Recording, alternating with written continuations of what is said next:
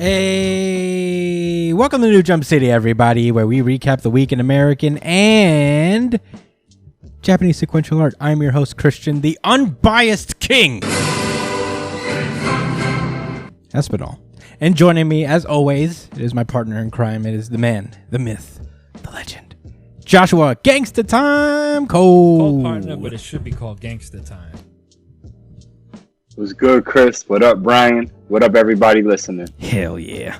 Very excited. And also joining us through Discord, it is my producer, my brother. It is Edgelord Big News Brian. What's up, nerds? Damn, Brian, are you spaced out or something? Things are coming in a little late right now, man. Well, there's a little bit of delay going on here. Well, all right. That shouldn't cause any calamities. But I'm very excited, though, despite our lagging difficulties. It is episode 111. Make a wish. I hope that's right. I don't know if it's 3 ones or 4 ones. I think it's 4 ones. We're supposed 4 ones. It's 4 ones. What happens if we do... Every time it's 11-11, you got to make a wish. What if you do it 1... 1-1-1? It's boring. It's fucking lame. Oh. It's not where it's at. It's special because on the clock, that's the only time when all the numbers can match in every single spot. Is that right? Yep. Yeah, even the seconds. Damn. Mm-hmm. Ooh. Whoa. Yeah. You learned something new. Even the milliseconds. Yeah, I guess the more you know. Well, let's get into the show proper. We got a lot to go through, so let's get into plugs. You can find me at the Chris Espinal on Twitter and Instagram, Joshua Cole. Where can they find you? That's at JD Cole _37. That's on Instagram as well. Oh, yeah. Brian? You can find me at twitch.tv/itspunchline. Whoa. No social medias? No, don't even look at my Twitter. Don't even look at my Instagram either, which you could also find at b.esp. Yeah, not that one. Yeah, but don't go there, you piece of shit. There. Stay away. Don't, at your own peril. Don't you follow Brian. Brian does not want to be followed, but you can follow him at b.esp on Twitter and Instagram. Only if you so choose. You could follow the show itself at New Jump City on Twitter and Instagram as well. Follow us on Twitter. We do a weekly really good chapter of the week audience poll, so you guys can voice out what you guys thought is the best chapter of the week, and we reveal the results on the show every episode following. There is no Black Clover this week, so it is really up in the air, and it could be anybody. So very excited to reveal the results of this one. So, follow us there. If you have any questions, suggestions, anything you guys want to talk to us about, email us at newjumpcitypod@gmail.com, or go onto the YouTube, go onto any of our videos, comment, anything you want to say, and maybe we'll read your comments on the air and we'll talk it out. We'll have some fun. And I think that's it. Oh yeah. You can listen to the show on iTunes, Spotify, Pandora, Amazon Music, wherever you listen to podcasts. We are on there, so get on it. And please subscribe to us on YouTube. All that stuff. What the influencers tell you to do. Do that. Smash that like button. I think that's it for plugs. Let's get into it. Spoiler alerts ahead. It is time. Let's randomize. Jujutsu Kaisen.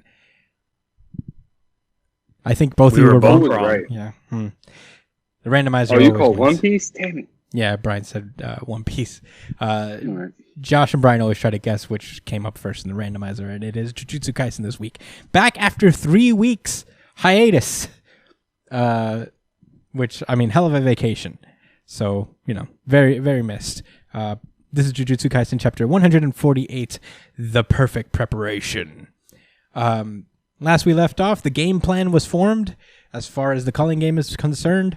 Maki was going to go back home to this special cursed tool workshop and try to arm herself with more special tools. And everybody else is, doing their own thing. This chapter is specifically focused on Maki. And the first person that she meets going into the door is Naoya, and he is immediately disrespectful. The first thing he says is like, "Yikes, what a face. That ain't gonna heal. What are you gonna do now?" because the entirety of the Zenin clan seems to be made up of extraordinarily sexist people. So, yeah, very disrespectful. And basically, he's just amongst other things. Yeah, I mean, they are terrible people through and through for the most part, in more ways than one. So yeah, he just keeps bullying her and try to get a rise out of her, but Maki just kind of stone faces him, and she just goes away into this weird cave. I guess that's where the workshop is. And this woman pulls up. I don't know if this is her mom or something, but she just is basically like, Maki, you're not supposed to be here. And she pulls out the keys and said, hey, the head of the clan says it's okay, I can be here. And we cut over to Fushiguro and Maki talking about the whole situation and how Fushiguro doesn't really want to be the head of the clan. And, he keeps trying to get Maki to do it, because that was actually Maki's goal. She wanted to be the head of the clan, but historically women aren't allowed to be heads of the clan in this family, especially Maki, who doesn't have any particular talent for seeing curses or having cursed energy at all. So, she's below the ground. She's below dirt to this family for the most part. And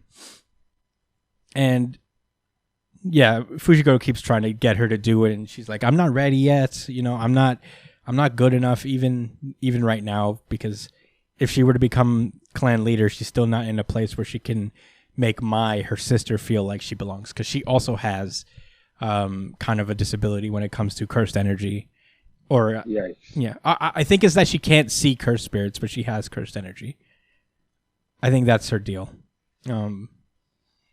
I could be wrong. Please correct me in the comments if I'm incorrect. It's been a while since I watched the anime. But yeah, Maki just walks past this. This is her mom. Yeah, her mom, and just walks up to the door, and the warehouse seems to be empty, and except for two people, Maki's father and Mai, who's in there as well. About Mai. Yeah, speak of the devil, I guess. And man, I mean, her dad has weird, fully black eyes with this little white sliver in the middle. It's very weird. And very schemish. Yeah, very evil. Very bwahaha, if you might say. And we cut over to Naoya talking to the other brother of the Zenin clan, and they're talking basically, about their plans. He reveals that a lot of people are actually kind of in favor of Megumi becoming the new head, because to repair relations with Gojo's family. But now that Gojo's not around, they don't feel like they don't have to, for the most part, I guess.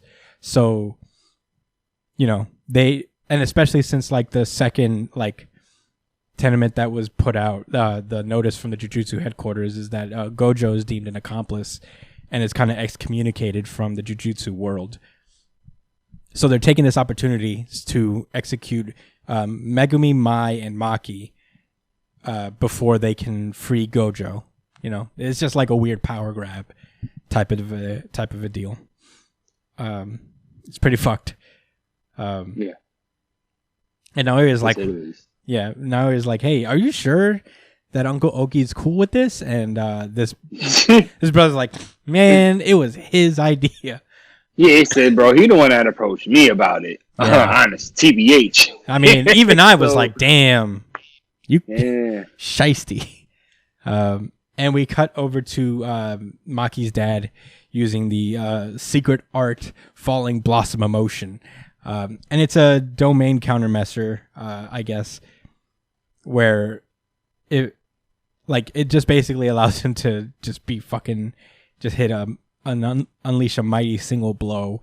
But Maki came prepared. She came out with one of Juzo Kumiya's masterpieces, the Dragon Bone, which accumulates force and cursed energy and ejects them out the back. It has these little rocket boosters at the end. It's cool. It's pretty cool. So they start fighting it out. And Maki's like kind of holding her own. She manages to like cut this dude's sword in half and try to get the upper hand.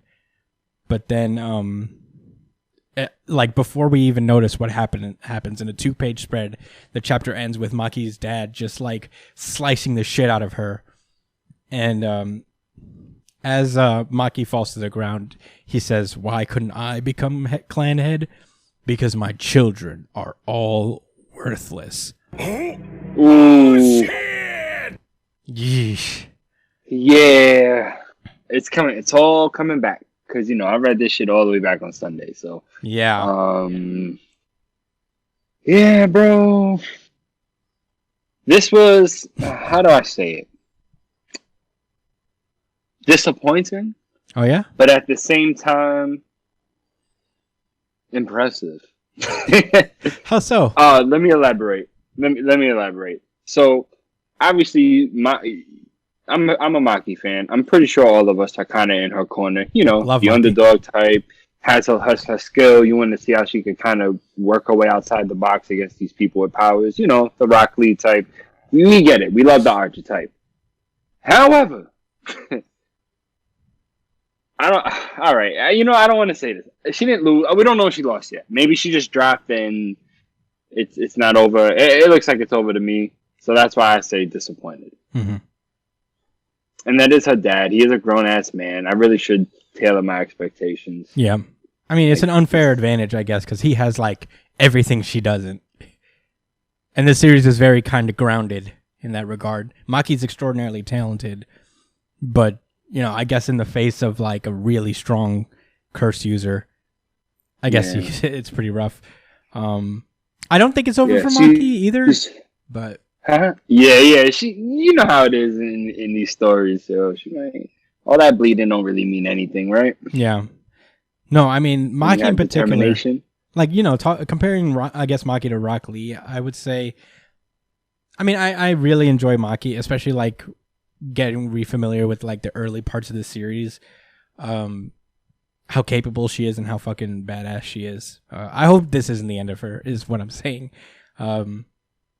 This is a really fast battle. I think this is just more to show off how like fucking cruel and shitty the Zenin are. Yeah, that's what I got across. Mm-hmm. He's dead ass serious in what he's saying. He caught his daughter with a special move. Yeah. He said, "I'm gonna use the beam sword." Come on, man! How you use the beam sword against your daughter? She's jujutsuly challenged, right? And I just made that up. And she looks like she just came out the fucking oven. And then you gonna pull out the beam sword and cut her face and her torso. Come on, bro. Yeah. Like, you didn't need to go that just hard. put her out of her misery, man. That's what I'm saying, man. This might, if it's over for Maki at this point, I'm not gonna be that mad. I'm gonna just kind of say, nice. At least she can finally rest and not get maimed anymore. It's kind of interesting because I zoomed in a little bit. Like, I can't really tell because the chapter, the art of this series is like historically kind of sketchy on purpose, you know. But it looks like the dad is crying, like Ogi is crying. I could be wrong about that, and maybe that's just. I think his feature. face got cut. No, not the cut. Like right under his eye, you see like these lines that I imagine are supposed to be tears. Oh. But I could be wrong about that. But in any case, I'm so glad Jujutsu Kaisen's back and that it's not taking another break next week. It's a sorely missed series. It's kind of like a weird breath of fresh air. Oh, you know, did you see it? Yeah, you're right. Those do look like tears. They do look like tears, huh? You're right. Yeah, and I don't know if he's crying because he'll never become clan head because of his kids, or that he has to kill his kids. I would lean towards that side as well. If I had to put money on it, if I was forced to, like, if you know. Yeah. Yeah.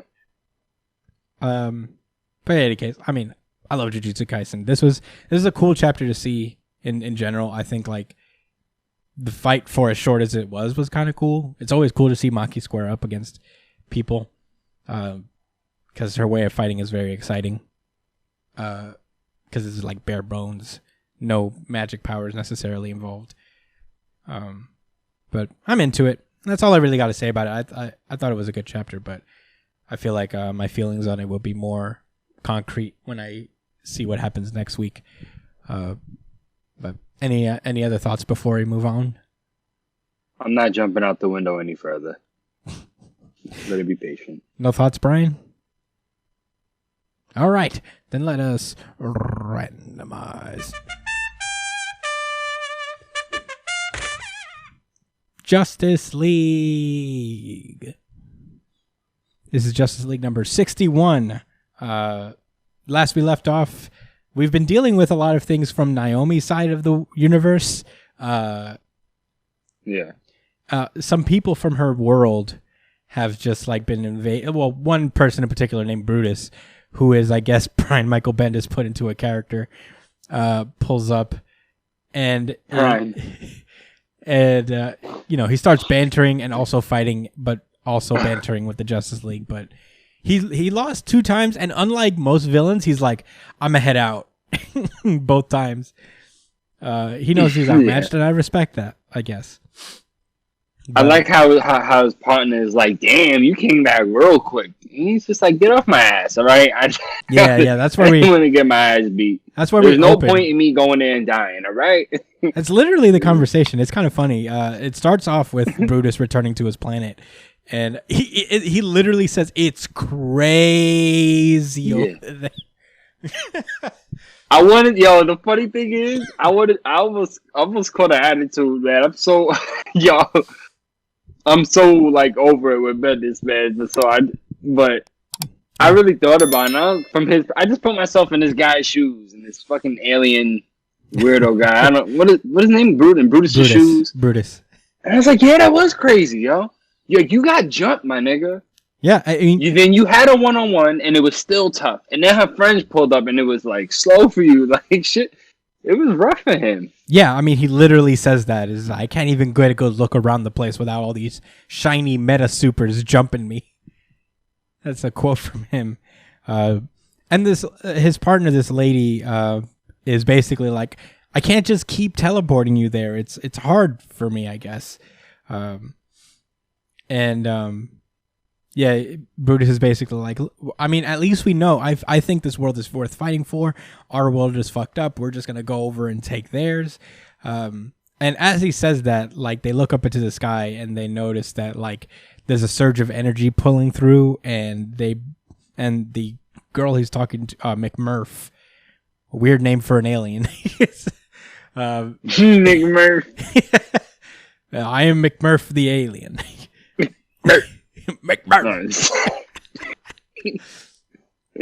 She basically senses that, like, the Justice League have arrived on their planet. And speaking of the devil, we turn over to the first person that we focus on. Black Canary lands in some part of the rubble. They all land in various areas of this destroyed planet. And she gets jumped by, the inhabitants of whatever this world is called. And she uses her sonic scream, which is way stronger than it is on Earth. Batman wakes up with no boost to his powers because he has none. But Naomi's starting to feel powers of her own as Batman wakes up near her. He uses his smoke screen, I guess, to get her away from some goons and leaves an explosive batarang there. And he's like, I was made for this.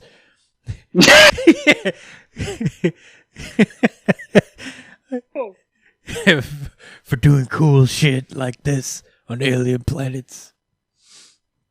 I thought, I ain't gonna lie, yo. When the smoke screen popped up, I was like, yo, is Batman gonna have powers now since everybody's powers is acting weird? Like, does he have abilities now? No. Does he have the smoke screen quirk? That's so funny. Like, he has the fourth oh quirk. Man.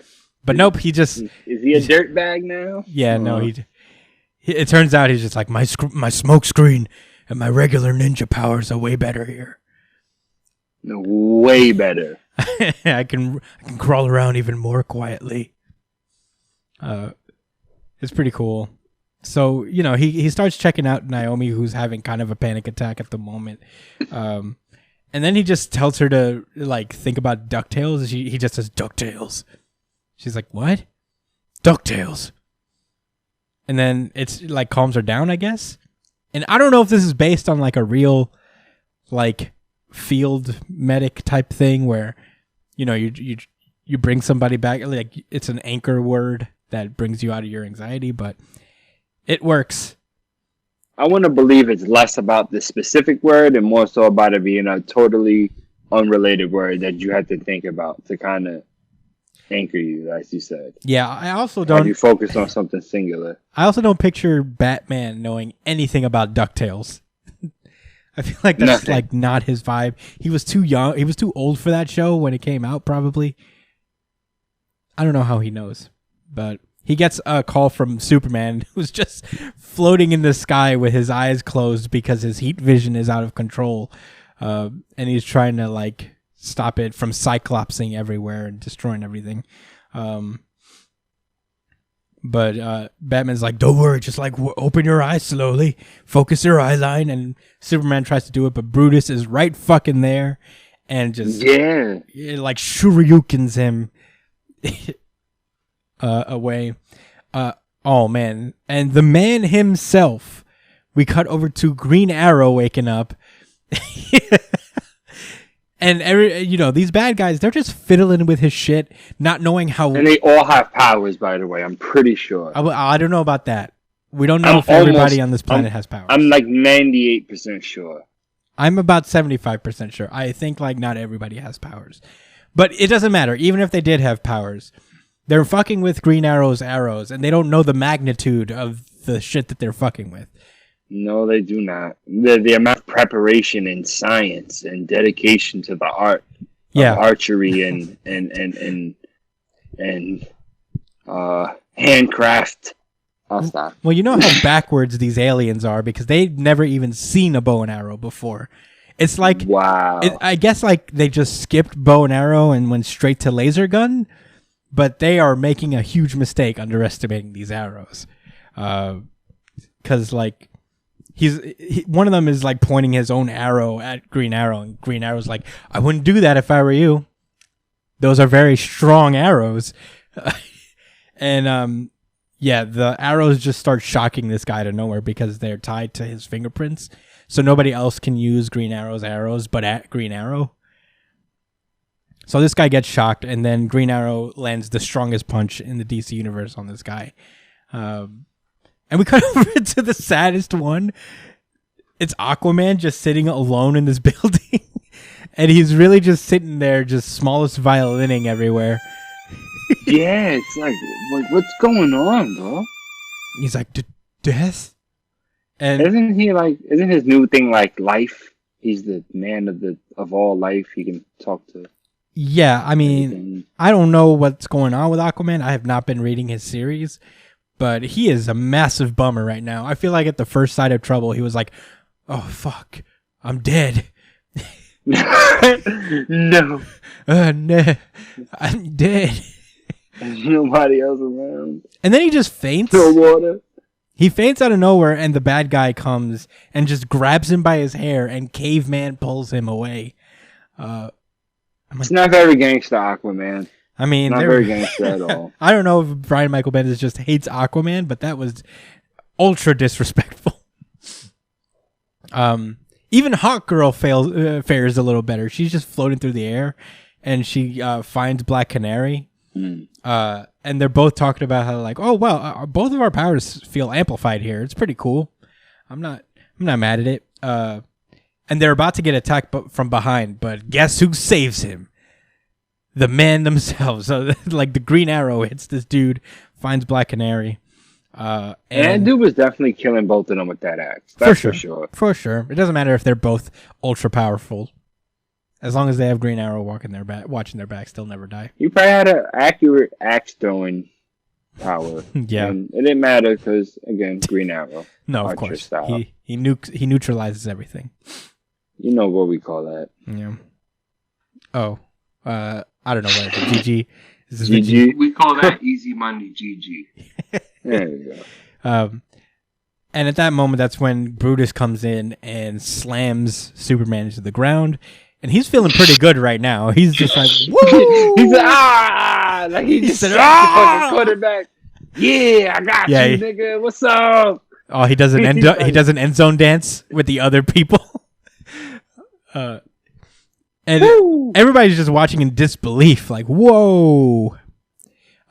Superman's just kind of getting up, and Brutus is like, I'm so glad that you guys are here on my planet. Now you're on my home turf. And Brutus thinks he has the upper hand, but he turns behind him, and Black Adam looks pretty fucking cool in this moment. He's just standing there like, unhand him. And he's presumably like super powered as well because of whatever this planet does to folks. Yeah, maximum lightning. Yeah. Batman reunites with Hawkgirl, not Aquaman, Green Arrow, and Black Canary, as well as Naomi. And they group up together. They go to where the lightning is, where the battle is happening. And by the time they get there, it is too late. I guess Brutus has both flattened Superman and Black Adam. Damn. Was not expecting that so soon. Yeah. I mean, I guess, like, it's different. Like, they don't know how to control their powers on this planet because it's, like, supercharging them. So I guess maybe that's the disadvantage here. But makes sense. That was Justice League. This was a fun issue. I mean, I know we had some fun about it, and we made fun of it a little, but I enjoyed it. I thought it was like kind of fun, and the art's awesome as always. David Martinez. I thought it was a fun read, but I'm digging this new Justice League run. I recommend. Oh yeah, it's not that it's. I was gonna say it's not bad, but it's good. It's good. I like the fighting. I don't hate Brutus. Yeah, I don't hate Brutus. Cool. I don't hate Brutus because there's not a billion Brutuses out there. There is not. Yeah, he's really raising something. There's a lot of anime influence in these American comics, and I am loving it. Well, David Marquez is, I don't know. There was a story this week where a couple of American comic artists drew My Hero Academia stuff. Like the artist for Batman currently, George Jimenez, he drew, I think, All Might and Midoriya. It was kind of cool to see them. Like there's some weebs in the comic industry, and I'm appreciating it. But with that being said, I think I'm ready to move on. Are you ready to move on, Josh? Yes, that's random.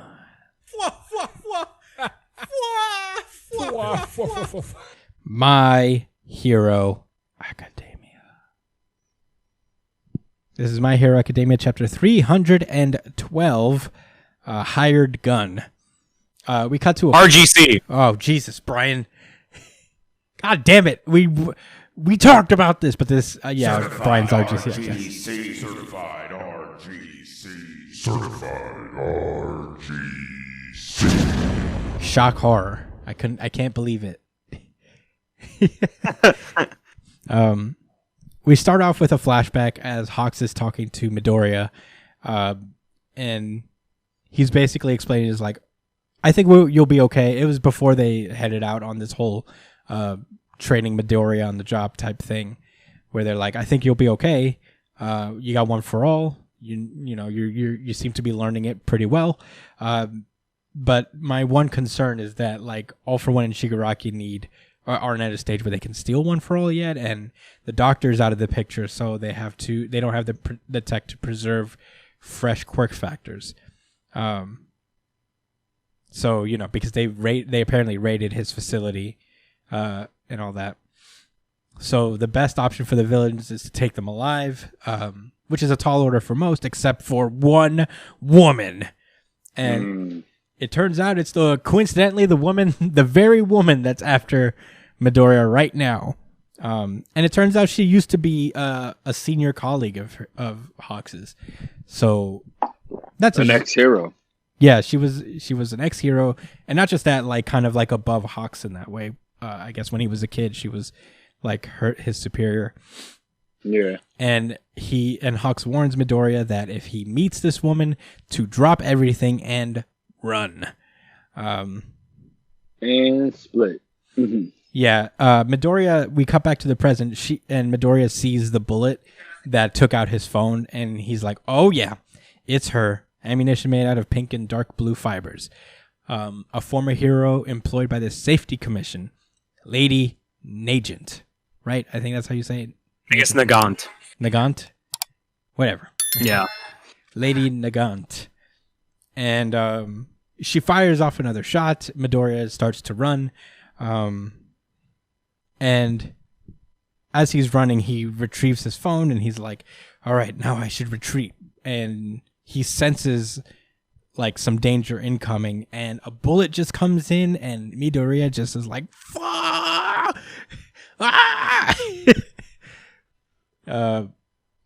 So yeah, we then cut into a little bit of a flashback from, I imagine, Midoriya's perspective, watching this like news special about the top heroes to watch.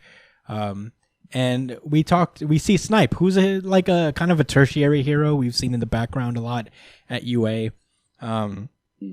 talking about Lady Nagant, and basically explaining the difference between them. Snipe's ability is quirk is homing. He basically can, if he throws anything, he can target anything within 600 meters, and it will hit as long as it's within that 600 meter range. He can't pick what part of the target he hits, but he will hit the target in one way or another. But yeah, Nagant's quirk is different. She's got the quirk rifle. She can pull off everything that Snipe can do, plus from 3 kilometers away. And on top of that, her bullets come from her hair that she twists, and it becomes any kind of type of bullet that she wants, whether it's curving rounds or hollow points. And yeah, she could basically like fuck up anybody from a long distance, essentially. And right on, she like hits Midoriya at some point, and Midoriya tries to get his bearings, and he realizes, oh, I fucking know where she is, so I'll take the fight to her. And Midoriya starts launching after her. Lady Nagant changes her arm back to normal, and we do get a confirmation, that the guy with her is in fact is Overhaul. I mean, obviously, it's not like I knew it. It just is what it is. But yeah, so she pulls him along, and she's like, "Damn, I wish I shouldn't have. I don't think I should have brought you with me. Maybe I should have ditched you after all." And we cut back to this. Honestly, confirmed for me that All For One was literally in his own body, walking around, and has all these machines and shit connected to him. I thought it was like a metaphor for Shigaraki, but it was literally 2 different people. Like All For One is out. Yeah, he's out. He definitely left. Yeah, I really didn't understand that before. I thought he was like so hurt and that he couldn't even move around and shit, but that's not the case. He's okay. Yeah, no, I think he was definitely like controlling Shigaraki's body, but he could also move around, I guess. But anyway, All For One approaches Lady Nagant, and he's like, I have a specific request for you, unlike those others. And he basically predicts that Midoriya is going to go work alone, and he tasks her with capturing him.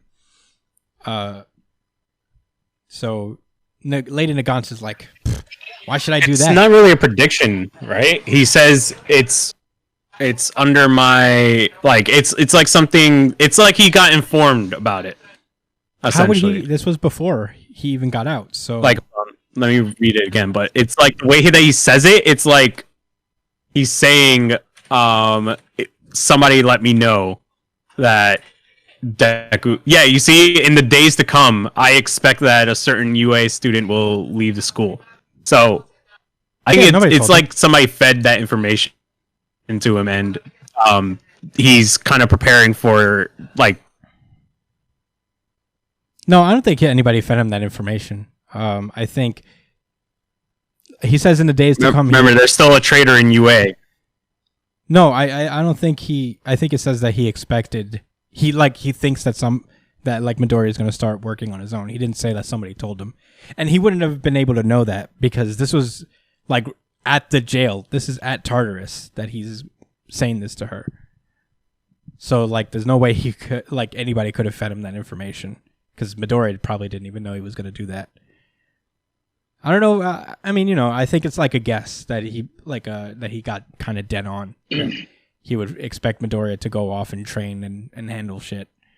But in any case, I guess we'll find out how he knew. But what if here's the theory? What if Deku's the traitor? What? And we didn't know this entire time because he could what if One for All can access? What if All for One can access One for All in spurts and gain information from Deku? I mean, who knows? I don't think because this Deku was kind of like knocked out at this time.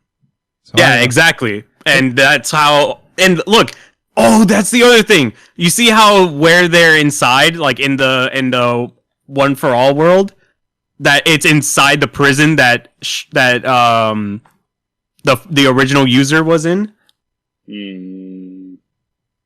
If you look at the room, the door that the second and third user were facing, like the wall with the door in the middle, that's the same door as the one that he was locked in, like for his cage. I don't know about that. Or his cell. I think that door was the door for that. Who? For Chikasi? No, I think that's the door. The original user. No, I think that was the door that the original user was like trapped in. Yeah, Not exactly. That's what I'm door. saying. And that's why I feel like this comes full circle. Is that he's in there to keep All for One out more than like before it was to keep him in, but now it's to keep One for All out. You know? I don't know. I'm kind of confused about that. What I'm saying is like originally that like there's a reason why that's the metaphor that he's choosing, the visual metaphor that he's choosing for One for All, right? Like there's no like he's not doing it just because to have him inside the same cage that his brother locked him in the One for All world. Well, he So considers my theory is that the door is closed to keep All for One from getting in there and accessing the ability. Yeah, maybe. I think like the door, the significance of the door is that like that cage was where One for All was born. So that's like where he sees the birthplace of One for All, and that's why they're all there. Exactly. And once that door opens, there's a chance that All for One can get in there. And that's what I think they're building that visual like moment for. I feel like there's going to be a moment where once he finally gets One for All, that door is going to fucking open and he's going to be standing there. Yeah, maybe. I don't know. I think that's like looking way down the road from. But that's my theory now. I believe that Deku is the traitor. That's my I don't theory. think Deku's the traitor. I think that unintentional traitor. I don't know. I don't think it's like a far stretch for him to guess that Midoriya is just going to be out there doing stuff. Yeah, but I feel like it makes sense for him to know that because he saw Deku talking to his homies in the fucking One for All world. Yeah, and that's why he's like, yeah, okay, so I listened in, and yeah, he's gonna be doing this shit. Yeah, I don't know. I really don't know. It could be. I don't think that it'll be weird if like I'm not sure I would like that twist. That I was like, oh, it's because I was listening in to Midoriya the whole time. I mean, if you really look though, there are similarities between the One for All world and the All for One world. Like even when Shigaraki was in his like All for One world, it was similar. It was very similar to this one because it was using a place of a memory as an anchor point for his stage. You know what I mean? No, I get it. So they have their own astral worlds, essentially. So I really do think that these worlds are linked. And that's why the door is closed, metaphorically saying that he's keeping things out. So I really do think that this is where Horikoshi is going with this. When it comes to Deku and being the traitor. The unintentional traitor. It could be. I feel like it's definitely interesting. Yeah, I feel like it's a possibility. I wouldn't take that off the table. I think it's still the hamster or, washing machine. No, not the washing machine guy. 13? Vacuum guy. 13? Yes, 13. Why is that his name? I don't know. 13, bad luck. Bad, evil. I think Josh is the one who cracked the fucking case here. 13 bag. Telling you. Or the hamster. Yeah, I mean, I don't know. I feel like we got away from everything. I mean, it's gonna happen really soon anyway. This is My Hero Academia, so if anything, we're prepping for the next, for maybe a chapter that's gonna come in another 4 weeks. I don't know. Towards the end of the series. Yeah. Well, we'll find out one way or the other. Outside of all that, after he says that. Oh God, I thought we finished already. I mean, like, we got really sidetracked. She basically is like, "Why should I?" And he's basically like, "Well, you killed a hero. You seek the downfall of the hero society. This kid is the one thing that's like keeping the society up. So as long as it goes around, as long as this fucking dream goes around, you'll never get your thing. You never get your goal accomplished." And Overhaul is down bad. He's just out here like, "Our boss. I have to get to our boss." And One For All's like, "Oh, the Yonshie Hasakai leader, a friend of yours?" And she's like, "Nah, I just kind of saved him, and I'm carrying him around because I figured he'd come in handy somehow." But and she's basically like sees him as another victim kept down by the wicked hero society. And to seal the contract between them, All For One gives Lady Nagant a gift, a second quirk, the quirk known as Airwalk. And that's where the chapter is. Fun fact, he actually used this one in his fight versus the heroes before his fight with All Might. Yeah. Yeah, he was flying. I remember that. That's kind of cool. I like the idea that like All For One is also just handing down quirks to his henchmen. So like some people probably have like more than one. So yeah, which is there's a lot of them. Which kind of takes away like Midoriya's like probably only advantage is that he has multiple quirks. So do his enemies. I thought this was a cool chapter. I'm interested to see what Lady Nagant's deal is. And I know that she's probably going to get like convinced, like Midoriya is going to change her mind in some way. But I'm very interested. Maybe Midoriya gets taken by her, and it becomes a Midoriya retrieval arc. Ooh. That would be dope. That would actually be dope. Ooh. Yeah, I'm so down for that. I'm so down for that. What? Talk about slowing the pace down. That would be dope. And also, what I really like about this chapter. Make a wish. 111. What I really like about this chapter is like how Deku kind of operated in this fight. Wait, is Chris still here? I'm here. Like Spider-Man? Oh yeah.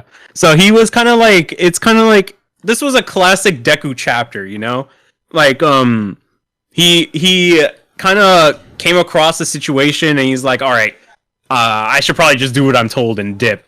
And then, he kind of like when things start turning around, he just starts using his brain. He's like, all right, what do I know? What's all the information I could gather on this person? All right, bam. All right, I know this. Now I got to figure out a plan and all that shit. And he's moving and he's doing all this shit. And it's fucking dope. I just love when Deku has these Shikamaru like moments where he kind of constructs a plan and tries to execute it. Yeah, I would say that like Midoriya is very like an he's different from Shikamaru, not in a bad way at all. It's just like he's very quick on his feet where Shikamaru needs a minute, I think. But yeah, I agree. I think Midoriya. I'm glad like the more quirks he has, it hasn't made him over reliant on the other quirks, and I'm sure that like one way or another, this battle is going to show the first two successors' quirks. And he has Float, Black Whip, Smokescreen, Elite, and Danger Sense. And Danger Sense. Strength. So what quirks was he not relying on again? Smokescreen? No. He hasn't used the strength yet. Because he was using Black Whip extensively. Yeah. He's relying on it extensively. He's relying on it, but it's not a big deal. It's not a big problem that he's using these quirks the way he uses them, because usually people are like, "Oh, he's gonna be too strong and all that shit." But Deku isn't strong because of these quirks, right? This chapter highlighted what his strength is. The past 2 chapters and the 2 people he fought, this Lady Nagant and Muscular, they highlight that Deku's strength is his analytical side. It's how he breaks things down, you know? It's how he applies these quirks properly to the appropriate situation. That's what makes Deku great, like as a hero, because he's always been analytical, right? And these quirks individually are ass. Let's be honest. Aside from the strength one, but every other quirk is ass individually. Black Whip's pretty cool. I'll say Black, it's still Black Whip's one of his more fire powers. Well, yeah. I mean, Smokescreen's kind of trash, but the other 3 are super like useful for, as far as just kind of being able to. They're handy. That's all I could say. Yeah. They're all like we said this. So yeah, exactly. They're all supportive stuff. So, like Chris said, I guess the whatever the other 2 quirks are probably will be really flashy. I would hope so. I want to see something cool. Yeah, no, I imagine they'll be flashy. 2 flashy quirks and the other supports. I'm into it. But yeah, that's all I gotta say about My Hero Academia. I had a good time reading it. I'm excited to see what comes next. Y'all ready to randomize? User. Let's go. Bloody Cross. Daredevil. This is Daredevil number 30. Dope front page, first of all. I mean, I will gush about Elektra's Daredevil outfit all chapter long. It's so great. Yeah, and the art of and just the drawings of Elektra too, like with the hair and shit. Mm-hmm. Just amazing. The outfit, the hair. Like, I never cared about Elektra at all until now. Yeah. Now I think she's a really dope fucking character. Yeah, big just fan. like that. Big fans. And I hope she stays Daredevil forever, even if she's not in Hell's Kitchen. I don't care if there are 2 Daredevils. Share the name. I don't care. I don't give a fuck. It's fine. Share the name. She can still call herself Elektra. Yeah. She could sometimes, you know what I'm saying? I'm Elektra, but you also know I'm Daredevil, nigga. Yeah, I also have this dope scene. You know what I'm saying? What else you want? But we open up with Butch getting moved into his new office as the new kingpin of New York City.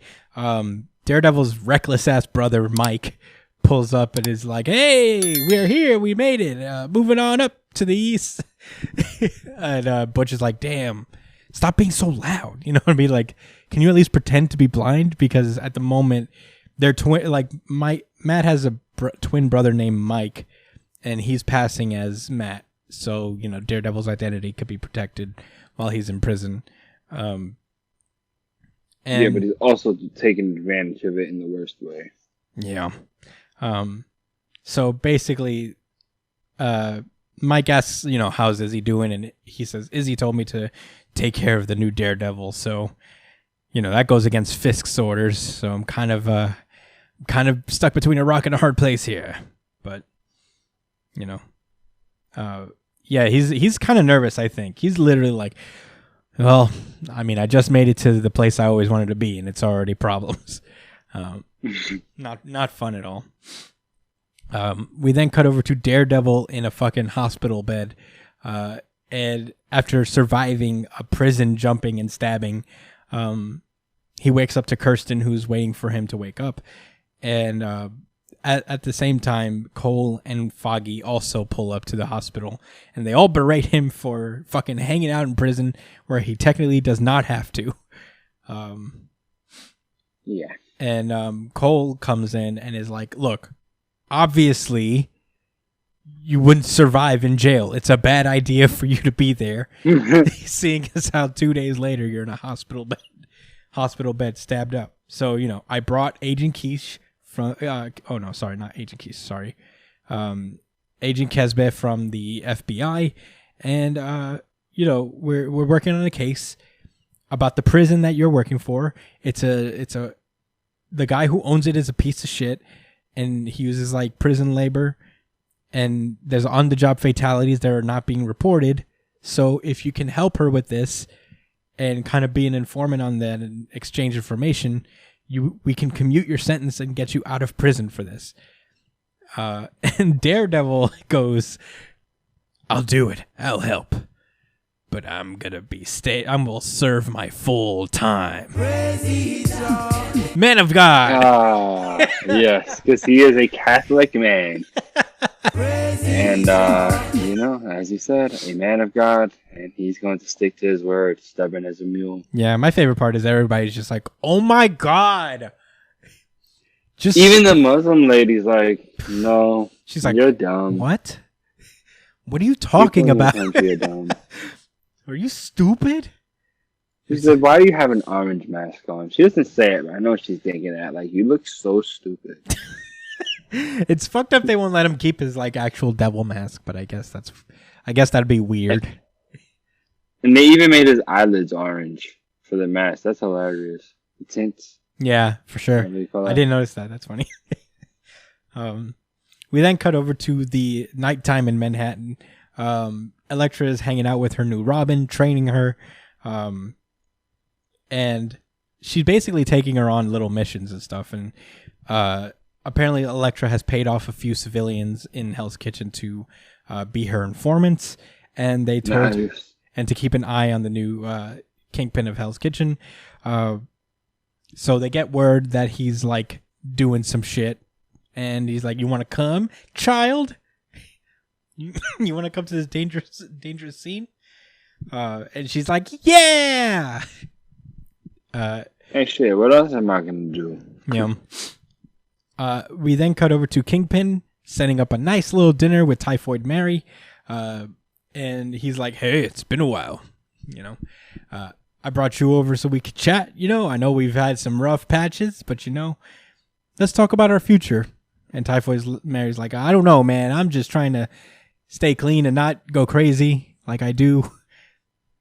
And Fisk is like, nah, you're good. You're good. Let's talk about the future. And we cut back over to this like weird warehouse nightclub thing as Elektra pulls up in full Daredevil garb, strutting down with this child who's only armed with a hoodie and a face mask. And a surgical mask. Yeah. I mean, mask up, dude. COVID's out there. They get inside because Elektra owns everything in this town. So, they basically... so she pulls up in her Daredevil outfit. Check this out, right? The bouncer's like, Daredevil? She's like, yeah, let me in. And he's like, I don't know. And then she's like, yo, you're going to let me in because I own this building. I'm Elektra, nigga. He's like, yo, whoa, man. You gonna just tell me your identity like that? And she's like... And, Elektra puts it very clear. Go ahead, Chris. Oh, man. It was so cool. She was like, neither of my identities have anything to fear. They create fear. It was called Partner, but it should be called Gangsta Time. I literally out loud was like, ooh, shit. That's true. She doesn't care. Fucking burn, like, dude. Because it's not like anyone knows she's linked to like Matt Murdock or anything like that, right? No. They haven't there was no PDA between them, no. right? Between Matt Murdock and, right? So.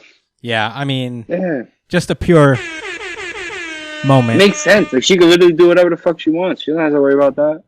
Yeah, and get them both. The little girl that's accompanying her is like, whoa, you own this building? And she's like, yes, I own 90% of the kitchen. So, Yes.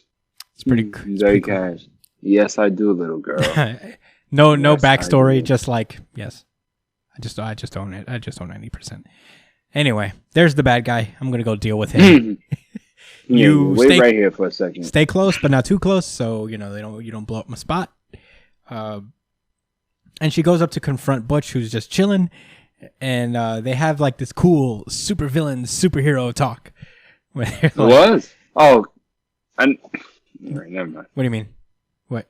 I'm waiting to the end. Where he's like, "Hey, I'm Butch. Should I call you Daredevil, Lady Daredevil?" And she's like, "I'm Daredevil," and he's like, well, you've been a pain in my ass. And it turns out word travels quick. I know you're Elektra because, the guys out front worked for me and they texted me kind of immediately like...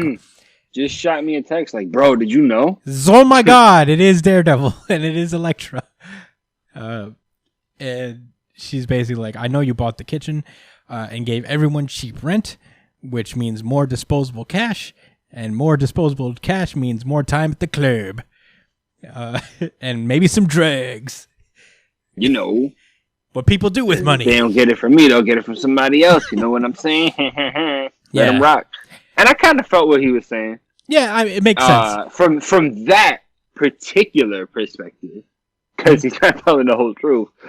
It's okay. No, yeah, it's kind of it's kind of an interesting talk where they're basically like, yeah, you know, I mean, it's illegal. I got this from your tenant. You know, I have guns to protect the kids. And, you know, everybody's just chilling. They may be doing a lot of illegal shit, but, you know, it's cool. I'm protecting people. You do illegal shit, too. Yeah. You throw kunais. That's not legal. Last I checked. You get arrested right now if you went and did that. Yeah. I don't think I need to pass the bar to understand that throwing sides everywhere is not cool. So what's your fucking problem? It's pretty cool. Like Daredevil's like, I see right through your shit. You're no freedom fighter. You're just a fucking drug dealer making a ton of money off of people. And you're an extortionist too. So, you know, take your shit and get out of here. But Butch says something interesting. Is like, man, I don't think either of us really believe what we're doing, you know? But one thing I do know is that to win these streets, you need the people on your side. And these people just watched you walk in moments before you ruined their evening. And I guess hit it on a party. And I guess Jason I was like, Voorhees oh, pulls damn, up. He's right. Come on, Alexa. Damn, he Alexa. brought a little girl. You know. So Jason Voorhees pulls up and just like attacks her with a katana, it looks like. And they fight for a while. It's kind of like a cool scene. This goon is like giving her a little trouble. This rando in a suit is just like attacking the girl. And I guess she like starts fighting him. Elektra's just tight because she can't kill this dude. She's just like, oh my god, it would be so easier if I could fucking shank this guy, but Matt's infantile rules. So, you know, the battle continues on, and Elektra's kind of on the ropes, fighting, you know, with not to kill, fighting to stun has really kind of like takes her skills to a lower level, it seems. And she's about to get, like, I guess, smoked, but somebody smokes them first. The little girl just pops off a bullet on this dude in the mask, and she's like, oh, damn. And as Alice faints from shock of what she just did, Elektra grabs her before she falls. She looks back, and the dude seems to disappear into fire. Green mist? Yeah, a green mist. And Elektra immediately knows what time it is. It's the hand. So the hand. Drop everything and focus on this. God damn it, it's the hand, the shit that I warned Matt about. They're already here, and I guess they're helping Butch, which is pretty strong. That's a pretty big deal. He's definitely got the people on his side. Yeah. So you're not just selling drugs, bro. You're doing a lot. Yeah, you're helping the hand become the fist. And I don't like it. What the fuck is wrong with them? I mean, I understand people wanting to make money off of those methods. It is what it is. You get it how you live in this country, right? Mm-hmm. But why would you hire, like, demons? You know, bro. You know it's not going to turn good for you in the end. They don't give a fuck about you. Yeah. They don't. I mean, unless you're Naruto, and then you can convince them to care about you. That would be cool. Maybe that's what he's trying to do. Maybe he's trying to convince these devils to help him out and be cool with him. But we cut over to the next day. Daredevil is being discharged from the hospital. He gets put in the back of a van, and Cole is sitting there just like, all right, I needed to really pull you aside and talk to you because this is getting kind of ridiculous. Yeah, like this is... Like, you're going straight back to prison to die. I mean, like, how many times are you going to just get jumped before they finally actually get you? You don't have your cool fighting sticks in prison. You survived this you time. Don't have the power set that allows you to not be killed by conventional means. Yeah. Any old Joe can stab you, and that's it. I mean, it's from the grace of your Catholic God that you're even here in the first place. I don't understand why you couldn't. Oh Lord, man, Murdoch. So yeah, He's basically like, your friends and McDuffie your friends Nelson and McDuffie are doing everything they can to get you out of here, and rejecting that help does not make you a saint. It makes you fucking selfish. Take the deal, Daredevil. And man, I mean, and get back on the streets. The shit is getting serious. Yeah, I mean, the Hand is here. Okay. There's a little girl out there with Elektra doing assassin shit. Yeah, Wilson Fisk hasn't been saying anything, and that makes me nervous. Yeah, I don't like that. You know he's quite scheming. It's like Dr. Doom. When you don't hear from Dr. Doom for a while, you know something's going on. Yeah, if you're you know like something's in the works. Bro. If you're like a superhero and you don't hear from like, I don't know, from Dr. Doom in a while, you're just like sitting there like, I should go. Maybe I should go check it out real quick. Make sure I should knock on their door real fast. He doesn't have the Molecule Man strapped up and about to go back in time to become God. Yeah, for real. Yeah. Yeah. We see Dr. Doom literally in the beginning of that Avengers run, and then that shit was crazy. Man. Oh man, Secret Wars was fun. Right. But anyway, speaking of Fisk, he's working out. He is getting jacked, trying to get his summer body in for Typhoid Mary, I guess. And he's lifting with this trainer who doesn't seem thrilled to be there. He's just like, 5 more, Mr. Fisk. And he goes, easy. Light work. And, he's like, you seem pretty happy these days, Fisk. What's going on here? He's like, I guess I'm feeling all right. I'm not ashamed to say I've lived a life of great accomplishments, but it has occurred to me recently that life can be about other things than those eternal pursuits. And I mean, like I feel like like Wilson has been trying to get out of the game for a while now, and he's like, I'm a little closer, just a little closer. And then after a while talking, he gets interrupted from this wholesome talk by Wesley, who's on the phone with the doctor from Ravencroft, and he picks up the phone, and on the other line is Bullseye. And Bullseye's like, well, this didn't work out well for you, huh?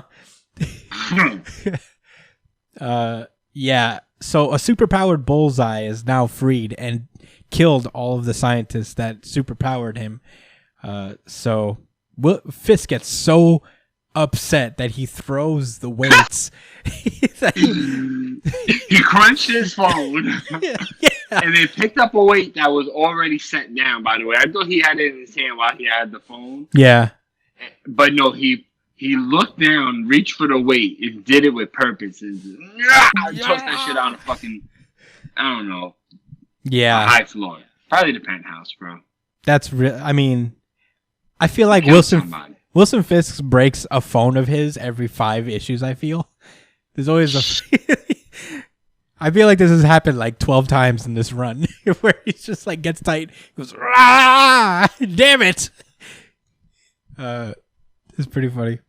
So, he just goes off tight, and Wesley like kind of puts it together. Is like, oh God, Bullseye's free. And the cover for the next issue looks pretty fucking cool. I'm not going to lie. It's kind of epic. But almost makes me nervous for Elektra. Yeah. But that's Daredevil. I remember in the Daredevil movie, she got killed by Bullseye. I think she gets killed by Bullseye in the comics too, but I could be wrong about that. Ooh. I mean, Daredevil is so great. Yeah, VGI. Yeah, yes. I almost said it earlier. You're right. This is our certified very good issue of the week. Mine and Josh's.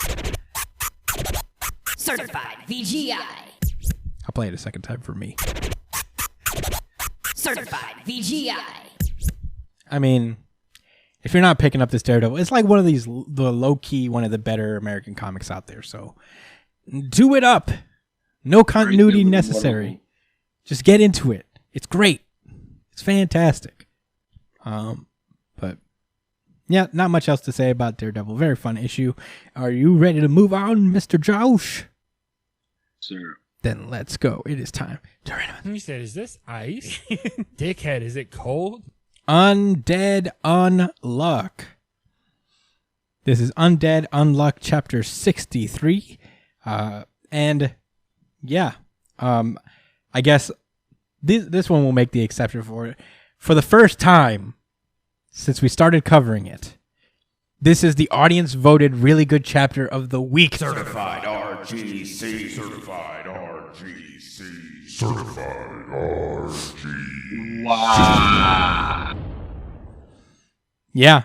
Wow. I was kind of shocked by how much this won by. I am happy. I'm just gonna put it like that. Yeah, man. I mean, you know, it's a fantastic series, finally getting its due. Undead Unluck, well, it's a little closer now, but it won 38.2% of the vote. And My Hero Academia was like right behind it, kind of, with 20 something. So close. But man, I remember looking at it early on, like just checking the results like on a Monday or whatever, and Undead Unluck was like at 60 something %. So My Hero caught up in the intervening time. But yeah, I mean, let's get into it. We last left off with Shen sacrificing his life seemingly to protect Mui and Fuko. And he collapses to the ground with the fucking big bow staff still stuck in his chest. Yeah, still lodged. Yeah. It slid out of Andy's back because Andy's like, I'm like pretty, I'm pretty lubed up in the center of my chest because a lot of things just blast through there now. It's pretty easy. Yeah. I guess like Fang is not even bummed because this was his whole goal. He was like, man, son of a bitch. What an asshole to die here like that. Far too soft. Niggas. He said, I always knew all the salt on the wound. I always knew he was a fool, but what a spoiled sport. Like brother, like sister. Yeesh. Far too soft.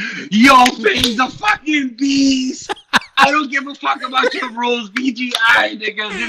This is my favorite. I mean, RGC. I don't give a fuck. I'm sorry. It's okay. It's okay. I gotta say it now. It's okay. Fang is an animal. Fang is an animal. I'll tell you that much. What a fucking asshole. Andy gets tight immediately and just comes in full body parts whirring. And Fang's not even worried. He's just sitting there like, but I suppose you can't do that now, can you, Undead? And Undead just like, he keeps firing off stuff, but Fang just counters everything. He launches a shot from below, and then fucking Fang blocks it with his foot, sacrificing his middle toe. In the process, he just kind of like, I just lost my toe. Oh wait, was it? No, the bone thing didn't break his toe, but Fuko shooting him in the foot. He caught the bullet with his toe. Yeah. Man. Oh no, he didn't lose his toe.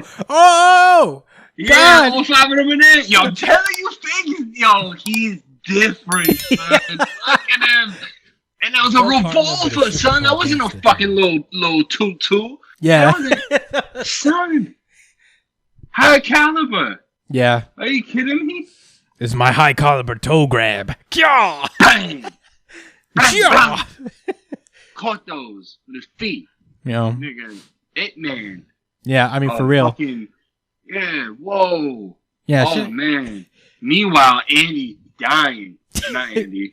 Fang. Shen. Shen is like, I'm dead. He's so dying that he sees the visage of his dead sister, and his spirit as a dead child goes up to her and is just like, starts begging for forgiveness, just like, I'm sorry, I'm the one who killed you, I'm so sorry. And Mui doesn't hold no May doesn't hold no ill will. She's basically like, I mean, you were always the one to protect me, so I figured that you wouldn't have to live your life solely for me anymore. But well, I had more talent than I thought, And it was actually the reason that she fell off of the cliff is that, Fang was trying to get them to fight each other. And I guess he would just he was planning on killing the weakest one. So he just sidekicked May off the cliff. And at that moment when Shen went to grab her, that's when his negation powers started to activate. and caused her to do the opposite of what she wanted to do, which was hold on, and she fell off. She slipped through his hands. And he says, "I'm sorry. I'm sorry I left you alone. I'll come over to where you are." And she says, "No. You know why? Because you still have people you need to protect." Oh, snap. Yeah. He says, after you lost a fang, you hungered to get stronger, all in order to avenge my death. Because of that, you've walked a similar path to Fangs. Fighting, getting hurt. In the end, you could only see others as strong or weak. But that's when you met her. And it's when he meets Mui, you know. He sees that her parents were killed by UMA, and, you know, he couldn't abandon her because he was reminded of his relationship with May because she was protecting her younger sibling. So, you know, I guess we go to this grave, and I don't know if... Oh, no, I guess this is her parents. Little brother passed away, I think. Is that what it was? Yeah. I don't see him around anymore. And he looked like he was hurt, too. Yeah, you're right. I don't know. Because they mentioned their parents died, and I thought that this was like, you know, her parents' graves. I don't know. It's kind of No, that would make sense. But then why wouldn't the brother be there? Yeah, it's kind of weird. I wish there were like another panel just kind of like indicating that. But yeah, she stuck by him step by step, and she healed his heart. And she's like, "Say, do you like Mui? What's it like to be in love?" And he's like, "I don't deserve to be in love. Besides, I'm already dead." And May just says, "No, you need to live and be happy for yourself and me. Just like you always wish for my happiness, I'm wishing for yours. There's still a way left." So, you know, May vanishes off, says, "I'd love to be with you again, but you need to stay here, keep being cool, and keep being the big brother I love so much."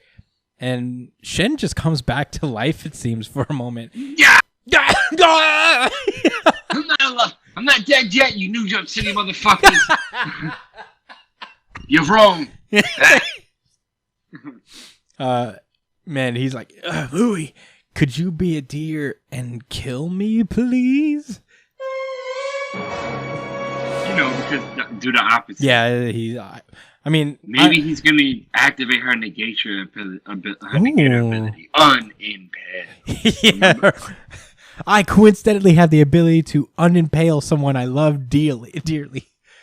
I negate the rule of impalement. But yeah, that's... Maybe she'll reverse time or something like that. Maybe something cool. Who knows? Yeah, something like that. But that's where this chapter ends. Sheesh. I mean, I did not like Shen that much before this arc. In a matter of like 3 or 4 chapters, I'm like, "Shen, no!" Right? Like, damn, that soon? Like, come on. They ain't even really give him his shine like that. Yeah. You know what it is, man? I mean, I feel like this is like the artist for the series. Let me get his name. His name is Yoshifumi Tozuka. This is Tozuka at like kind of this is like his potential. And this series is not like necessarily a problem that I really attribute to him, but a lot of the characters feel like their arcs have been rushed a little bit. Probably because I feel like, you know, he was probably dodging cancellation at the time. Yeah, I agree. He was kind of getting the gears turning. Yeah, but I feel like, you know, now that he feels in a comfortable place where, you know, he could take his time more, we're getting a little bit more from these characters. And I mean, it's a good thing to start with Shen because he's been with us kind of the longest outside of Andy and Fuko. I think, you know, he's the first other character we meet other than the 2 that die. But yeah, I mean, this has been a great moment for him and a nice little anti-revenge story. A lot of, I don't know how many revenge stories kind of go like this where, you know, he has the opportunity to come back to life and, you know, do things for the right reasons as opposed for vengeance. But this is a sweet little moment. I liked it a lot. Do you want to say anything else, Josh? Nah, I've said the things I wanted to say. I can't wait till next week's chapter. Oh I'm happy that you know what, I'll say this. I agree with everything you said. at the, I'll go ahead and say this. Like, it may seem a little hypocritical that I would criticize My Hero Academia for its pacing and not do the same for Undead Unluck. But for what it's worth, it's not like I was giving it any RGCs or saying, "Oh, it was really good this week." We were just covering it because we knew it was still a decent manga, and it did. It suffered. It was routinely one of the lesser, No, I don't even want to say like negative words. You get what I'm saying? Like the other three were usually better, even Black Clover, generally. But now I gave it 2 VG. That's 2 weeks in a row, bro. Yeah, I gave it a VGI. RGC. God damn it. No, yeah. RGC. I would say, this is a special little series. And he is, and that's why, because he's kind of. I feel like he's getting to the comfort zone. Yeah, just a little more comfortable with his time, whatever he's got. But I'm excited for what's next. I can't wait to see Fang get smashed into the ground. That man needs to go. He needs to go away. But I'm good to go. You ready to randomize? Yes. It is time to go. I hope he turns his sword into some guns. The X books, starting with Way of X number 2. Very nearly my VGI, if it weren't for Daredevil. Oh, yeah. It was really close. It was interesting. I think like this series is very like interestingly written, but we'll get into it when we get into it. Last we left off, Kurt has been kind of like grappling with the more moral implications of resurrection and all of the good things that come with Krakoa and what that means for the mutants on a spiritual or a moral or ethical level. And basically he sees all around that mutants aren't really valuing their lives. They're a little more selfish now. They're just kind of like in paradise, and that's not spoiled them, I guess that's the wrong word, but like it's made them more lackadaisical, and it's taken away kind of like a foundation that they would have if they could die. At the same time, there seems to be this thing called the Patchwork Man that is haunting, Krakoa. We don't know what it is, but Xavier... Patch. But Xavier seems to point Nightcrawler into the direction. It's like, oh, maybe it was my crazy son. And yeah, so Nightcrawler goes off to investigate. He goes over to this graveyard where he finds Xavier's son, David Haller, a.k.a. Legion. And Legion appears before Kurt and is like, look, he just starts to invade Nightcrawler's mind. He enters his brain, and he explains. Well, first of all, he enters his brain, and inside Nightcrawler, the personification of Nightcrawler's brain is a pirate ship. That's kind of like in the middle of this storm, and there are these little facets of Kurt's personality being displayed, and Legion notices that there's this like weird coin in the bow. I don't know what this part is called. The mast, of the ship. He pulls it out and he's like, haha, I found the source of your weird troubles. It's this weird magic coin. So somebody has planted this in your subconscious. And Kurt's like, who would do and Legion's like, favor for a favor. I need your help. My body's I can't astral project forever. My body is about 10 minutes from causing an extremely nasty incident. So, gather a team and come and help me with something before I tear apart reality. So we cut over to Krakoa where what's his name? Fabian Cortez is sitting fresh out of being fired from Sword. Which I love. I mean, yeah, good. Fuck him. Well, on another level, it's just like it's a double-edged sword because it really does show how like, damn, all these books kind of feed into each other in a way. People come in and out of each other's series as a direct result of what happened in the series they were in prior. So Fabian's just sitting there, just bummed out that he's just got fired, and that's when Nightcrawler pulls up and is like. He goes up to Dr. Nemesis, is like, hey, you worked with David Haller before, right? And he's like, oh, yeah, I used to sedate him all the time. And he's like, cool, you're coming with me. He also picks up Pixie because I guess he has like, she has like a familiarity with Legion in one way or another. Something that like I don't know about, but yeah, I wasn't sure either. But in any case, Nightcrawler pulls her along. The new mutant known as Lost pulls up to Nightcrawler and tries to get his attention again.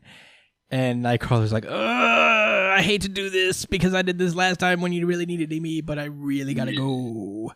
I'll chill with you after later. And he teleports away. But the reason Lost has been trying to get in contact with Nightcrawler is because she can visibly see the Patchwork Man as opposed to other mutants who came out. Holy shit. Yeah.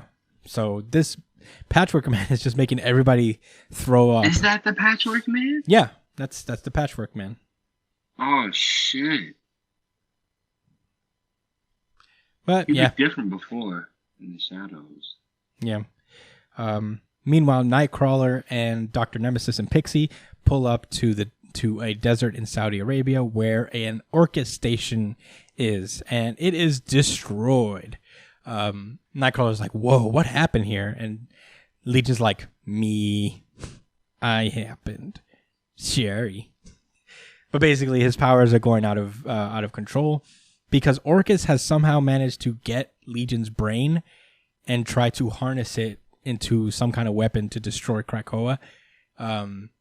It's a weird explanation. I don't exactly understand the hows about it, but I guess they're trying to make it so the many personalities inside Legion's brain kind of like manipulate his mind and force his brain to inflict that upon reality as well. It's kind of hard to understand for me. I wish it was a little more clear. I don't know. Did you do you have a clear understanding of what it is, Josh? Oh, what's going on in his head right now, or what Orcus was trying to do? Yeah. Well, both, if you whichever one you know. Okay, well, essentially, they kind of get into it vaguely in the Orcus protocol page, but essentially what they're doing with Legion was using his brain and his hundreds and thousands or whatever of like person, because he can have an abundance of personalities. There's no limit. That's why he's so fucking crazy and unstable, and why everyone's so fearful of him. But yeah, they were using his brain as essentially a testing ground for them to see how they are, to basically simulate how they could attack Krakoa mentally. Mm-hmm. You know, if they could, and as you see, you know, as we go forward and they start, you know, I guess going through his mind. I don't know if you wanted to break that down page by page like you usually do. No, not this one in particular. Huh? Not this one in particular. Go for it. Nah, yeah. So they essentially get to a point where they find like this mechanical probe, which, mind you, I want to say looks eerily similar to the colors of Nimrod. Of your big machine boy. Nimrod. I thought it was Nimrod too. I was like, whoa, is that Nimrod? Yeah, right. Like, is this it looks like somebody claimed it looks like a Nimrod probe. Don't know what that is specifically, but obviously it's Orcus tech, and they're the ones that created Nimrod anyway. Yeah. So whatever. It reminds me of like, you remember like way in the future, that little robot that follows like the hyper of all that's Nimrod. So I think that's what this is. Yeah, that's what it does look like. You're right. Yeah, with the blue that the blue guy had around. Mm-hmm. Okay. So anyway, what this probe is doing is basically suggesting something, right? Like into people's consciousness. So it's like an indirect thing, which is, you know, the same thing that happens like by watching TV and listening to music. You know, you subliminal messages essentially. Right.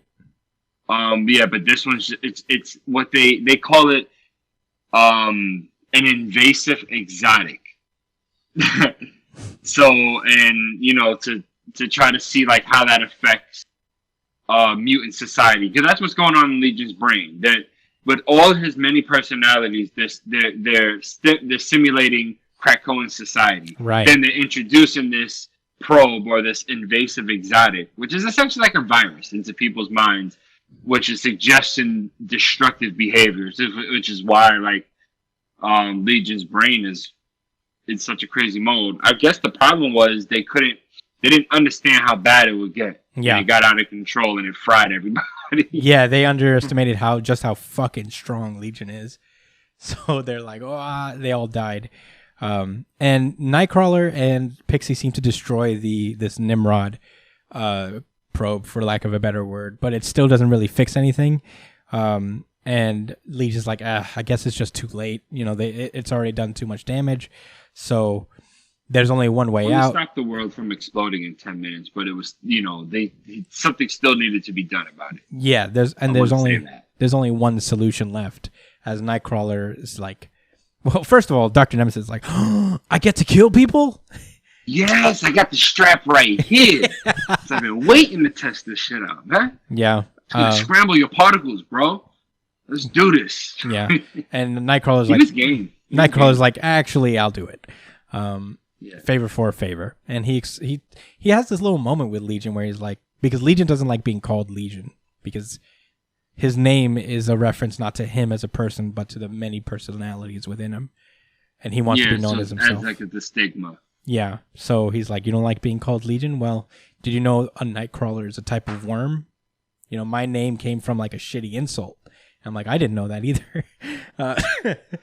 Yeah, me neither. That's news to me. Pretty interesting. And he said, hey, man, I took it and I made it mine. You are not your flaws. And if destroying this lump of empty flesh or empty meat will help you start new to rule yourself, well, perhaps there are sins worth sinning. And he gets everybody to get away, and he shoots Legion's brain, killing Legion. And we get a little bit of an informational page that is kind of interesting. Super interesting, in my opinion. Yeah, because these are obviously all part of Nightcrawler's coming creed, the lack of the mutant religion, for lack of a better word at the moment. But yeah, he basically explains it as like this event is what kind of like pushed him towards creating whatever this thing called the Way is. And it's an ugly act, but an act that kind of, you know, it was a leap of faith. And, you know, he's no god, but I cannot deny that when we returned to Krakoa that day, unsure of what we had done, we each felt some dim understanding that something around us has changed. And at the same time, everybody starts to kind of like feel it as, you know, the resurrection protocol is put into place for Legion, and a bunch of different mutants gather. And this is kind of fucked up, but also very interesting implications down the road where Xavier is like, fuck, he's probably too unstable right now. I can't bring him back to life, right? I can't restore his mind. You know, I won't do it. Which I thought, at first I was looking at him like, damn, you ain't shit, bro. Like, you just don't want to see him alive. But then I thought about it. I was like, nah, he did almost blow up the world, so. Yeah. Actually, didn't he almost blow up all of reality? Well, this was not under his control. He wasn't trying to. The orchestration got his brain. Fair enough. But he can do it. You know, he can. I mean, I guess, I don't know all that much history about Legion, but I guess they do have a reason to be afraid of him because he's so fucking strong and so unstable. So, you know, you don't know what to expect. And, I mean, and true to form, I mean, this is also kind of alarming. Legion restores his own brain, free of Xavier. And Xavier's like, fuck. And he's like, you all right, Dad? You look like a crap astronaut. And it's interesting. He's like, son, I mean, I'm sorry, but we were just about... He's like, yeah, I know about the Hellfire Gala. Go do your thing. I don't give a shit. And Xavier... And these X books have been going on for, 2 years, probably. Mm-hmm. I've never seen Xavier this scared. Yeah, right. This unsettled. Yeah, and that's why I think it's, interesting implications for down the road, because, what if this is, you know how Moira doesn't want future clairvoyance around? Yeah. What if this is Xavier's clairvoyance type thing where this is the thing he fears the most? And Magneto tries to spit game. He's like, Hello, Legion. Yeah. I've been trying to, I got a project working underway. Several other Omega level mutants are involved. I would welcome your participation. He's like, nope, don't trust you. And I don't trust you either, Dad. But I do trust Nightcrawler because he's the only one who's like trying to figure kind of things out here. You got a lot of secrets around here. But in Kurt's mind, he seems steady, So I trust him. Go build your empire. I want to directly quote him. I thought it was kind of well said. Yeah. It made me, I guess, reflect on it. Go for it. He says, tell you this, I've been in his head. It's chock bloody full of questions, but he's not pretending he's got the answers. That I trust.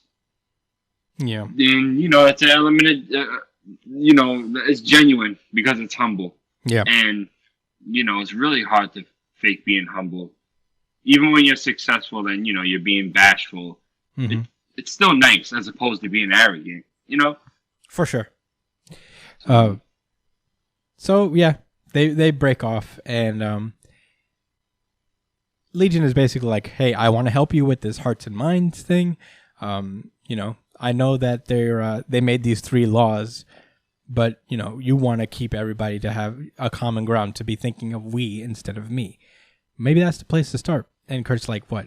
Are you talking about like having like police? And Legion's like, no. I don't know. Absolutely not. No. But I don't think there's a word for what it is yet, but I know it's you. So, I'll help you. And Nightcrawler's like, that thing, that poisonous coin you found in my head. I think whatever Orcus is doing, they've already like got us. So, maybe everybody has this kind of invasive exotic, Do you know who the Patchwork Man is? And this is the biggest bomb because Legion's like, yes, I do. I can sense him. And it is Onslaught Kurt. It's bloody Onslaught. That's a name I haven't heard in a while. Who's Onslaught? Okay, so Onslaught was a big-time supervillain from the 90s. He is essentially the consciousness of Xavier and Magneto. No, specifically, he's the consciousness of Magneto with the abilities of Charles. But he has Magneto's abilities too. But it's not like, Magneto in control. It was both of them morphed together out of their control and turned into this person. And he's a big deal. That's as much as I know. Well, yeah, I don't know much about it. They said he's working with Orcus too. Like Orcus unleashed this. Like that's what it seemed like they was suggesting. Like Kurt was like they already introduced this invasive exotic, which was Onslaught. Maybe their version of it. Maybe they have something. Yeah. Wave X is interesting. I feel like this is gonna have massive implications, but Legion's not a bit like Legion's. Dude, not Legion's like is one of the fucking team members, bro. In a regular book that we're gonna be seeing, Legion like every time. I'm excited. How fucking crazy is that? Yeah, I'm excited for it. Yo, Hickman's out. We knew it, but I didn't know it was gonna be like this. I just thought the writing was gonna be incredible, but like just the whole initiative, man.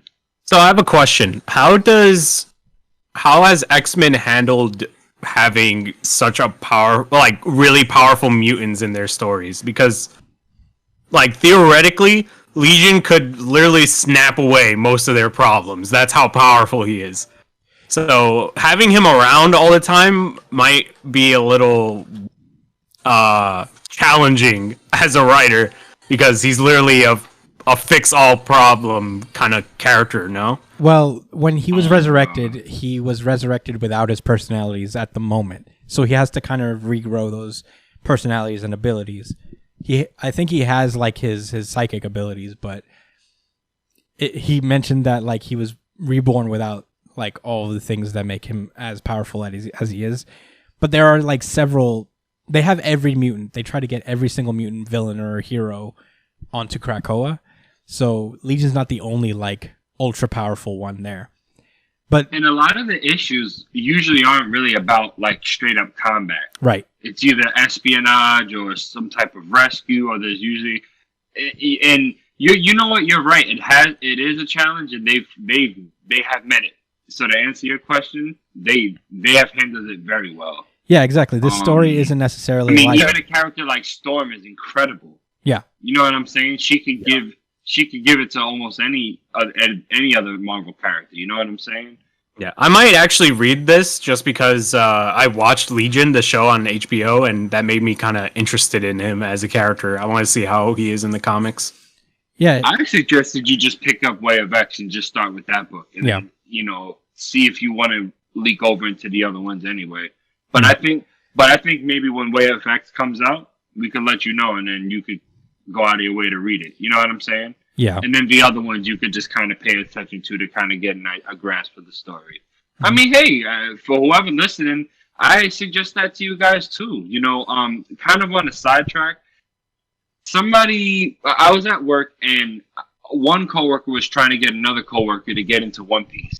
And honestly, as amazing and goated as it is, it's a tough task, man, because it's a lot to get into. It's a lot on your plate. So what I suggested to the coworker, and the same thing I'm trying to explain to Brian, right, is to just pick it up where it's at right now, because it's good. If you know what I'm saying. If something's that good, you could start reading it immediately. You'll enjoy it, and you will naturally want to find out certain things. You will want to go back and get that full experience because you're not gonna, you get rewarded, for knowing the characters and what's happened before. Yeah, that makes the story way more compelling. So that's why I'm going to say the same thing to you, Brian, man. I think Way of X is going to be dope. The writing has been great. It's talking about, spirituality and cultural issues. This is really cool stuff. Mm-hmm. Stick with this book. Yeah, Nightcrawler is my favorite mutant, I think. And, I had high expectations for Way of X because of that. I just like Nightcrawler a lot. So, I'm glad that it's meeting that. On the subject, yeah, I think like every X book is important, and you need to get the full experience. It's better to read everything, but you don't, in theory, have to. You can kind of follow one book at a time and see where you feel and how you feel about it, and if you want to expand. Like Wolverine that we're about to cover, it's kind of like standalone. You don't really need to read anything else. No, you really don't. Excalibur is like that to a degree. The books interchange between each other, and it feels a lot better to read it all. So, but you don't have to in theory. So you could start with Way of X, and if you're interested in everything else, you can branch out. But yeah, as far as like getting into One Piece, though, I guess I would say it's more accessible now than it was. For sure. Netflix has One Piece. You can just binge it if you want. And it's pretty much the same story. I don't want to have a full... but that's all I'll say. I would rather save that conversation that's all I'll say. For maybe when we cover One Piece. No, that's all I'll say about it. That's all my advice. Oh, okay. It's a little more accessible now. You can stream it on Netflix.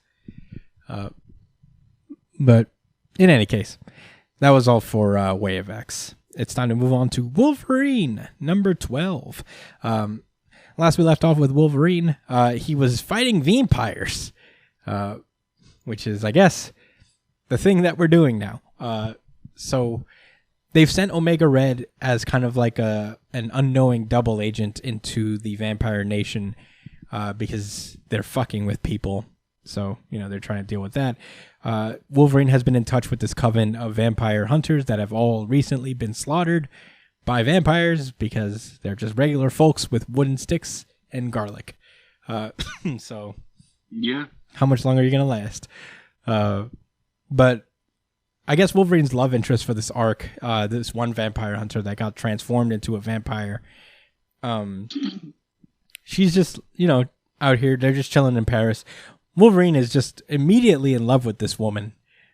I'm like, and yeah, he is locked on. Yeah, she basically is like, man, I wish I could just pick up the Eiffel Tower and stab myself in the heart with it. And which is extreme, but Wolverine's like, don't say that. I love you. He is down bad with this one. But in the middle of their sweet little moment, that's when they get attacked by the vampire who was creeping on them last issue.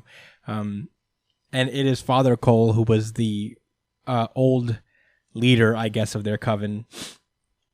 They fight for a while. He knocks Wolverine off of a building, and he basically goes up to the girl, Louise, and is like, come with me and come rule beside Dracula. But Wolverine comes through and stabs him with a giant wooden stake, killing this guy. We cut back over to the scientist dude who is, working for Dracula, trying to make trying to make like daywalkers. The whole point of the Vampire Nation is that they're trying to take Wolverine's blood and somehow use it to make themselves able to live in the daylight so they can be a real nation like Krakoa is. It's like, I want to be a real country. So Omega Red pulls up and offers a deal with this scientist.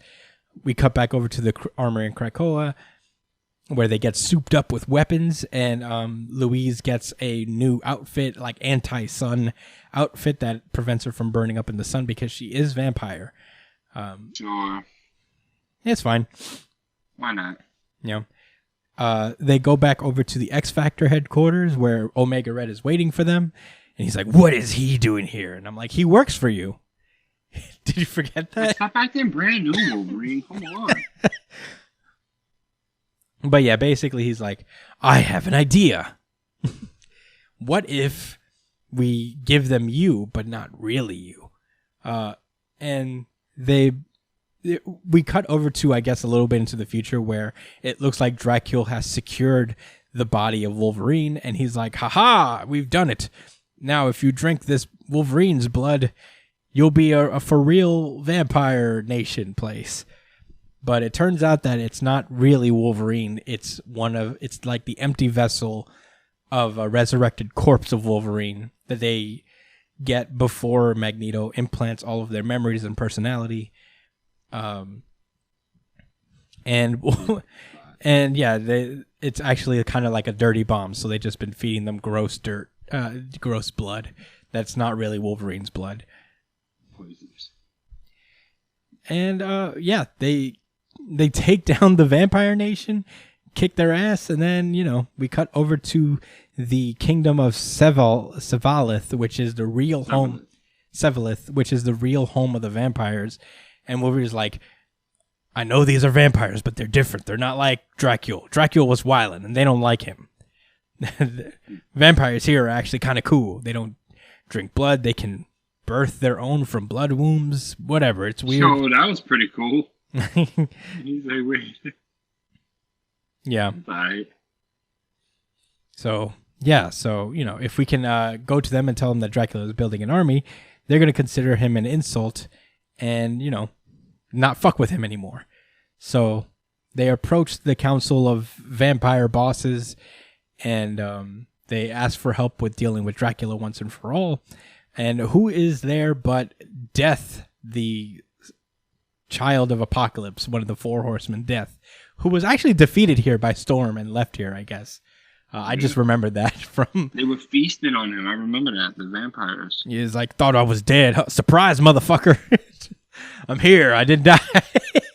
It is kind of... Surprise, motherfucker. Yeah. I mean, we seen him. We knew he was still around. I need to get that drop. I need to get Doak saying, surprise, motherfucker. Yeah, I mean, Death's here. I guess you can't kill Death. So he's just like, I will help you kill Dracula. Cool. I mean, Wolverine has not been my favorite of the X books, but this issue is like better than the others. I feel like kind of invested now. Yeah, it's okay. I mean, it's not like dramatically better, but I'm like, I guess this shit is like X-Force extended, in my opinion. It really is. I don't understand why these are two different. Yeah, no, I totally feel you. I definitely feel like this is just like another issue of X-Force. You could just make this an X-Force arc. I don't know. But in any case, yeah, the X-Books were good. I really enjoyed Way of X. Wolverine was all right. I'm ready to move on. Are you, Josh? Gala is next. Then let's go for it. I'm giving you 5 seconds to get your big boot ass on the floor. One Piece. One Piece. One Piece. This is One Piece chapter 1013, Anarchy in the BM. Parentheses, Big Mom. Oh, my bad. I thought that meant baby mama. Thanks, Oda. Anarchy in the Baby Mama. It's actually a reference to a song. I'll explain how I know later, but the song is actually called Anarchy in the UK. It's like this weird old punk song. But for whatever reason, it's in the Big Mom now. I don't know. In any case, we open up with last we left off, Nami was fighting Ulti to defend Otama's honor. Usopp is like, yo, we got to get the fuck out of here. For sure. And Nami's like, no, she's going to chase us either way. But the main thing is she deserves what's coming to her. And as Ulti rises to her feet, Nami gets the tornado tempo ready. She fires one off, but Ulti dodges it and grabs Nami. Is like, I'm going to fucking kill you now. And as she's about to descend upon her, Big Mom assembles the collective strength of Napoleon, Prometheus, and fucking Hera, and makes this fucking, like, I don't even know, this maser cannon. It's called a triple beam laser. Yeah. Straight through Ulti's chest. Directly through her fucking stomach. She's dead. She's dead. She's dead, bro. She's dead. Oh my god. No, I mean, look, dude. With a beam, bro, I think she's dead, but the ancient Zoans are really, really, like, resilient. Like, they could survive a lot. They could survive a lot of shit. Like, Jack survived being, thrown into the ocean, you know? Jack is a fishman. Yeah, that's true. Jack is a fishman. That's why he survived despite being knocked down to the ocean. He is? Yeah. Yeah, but he still, he can't swim, but he can breathe down there still. Fishman with a fruit. Yeah. Oh.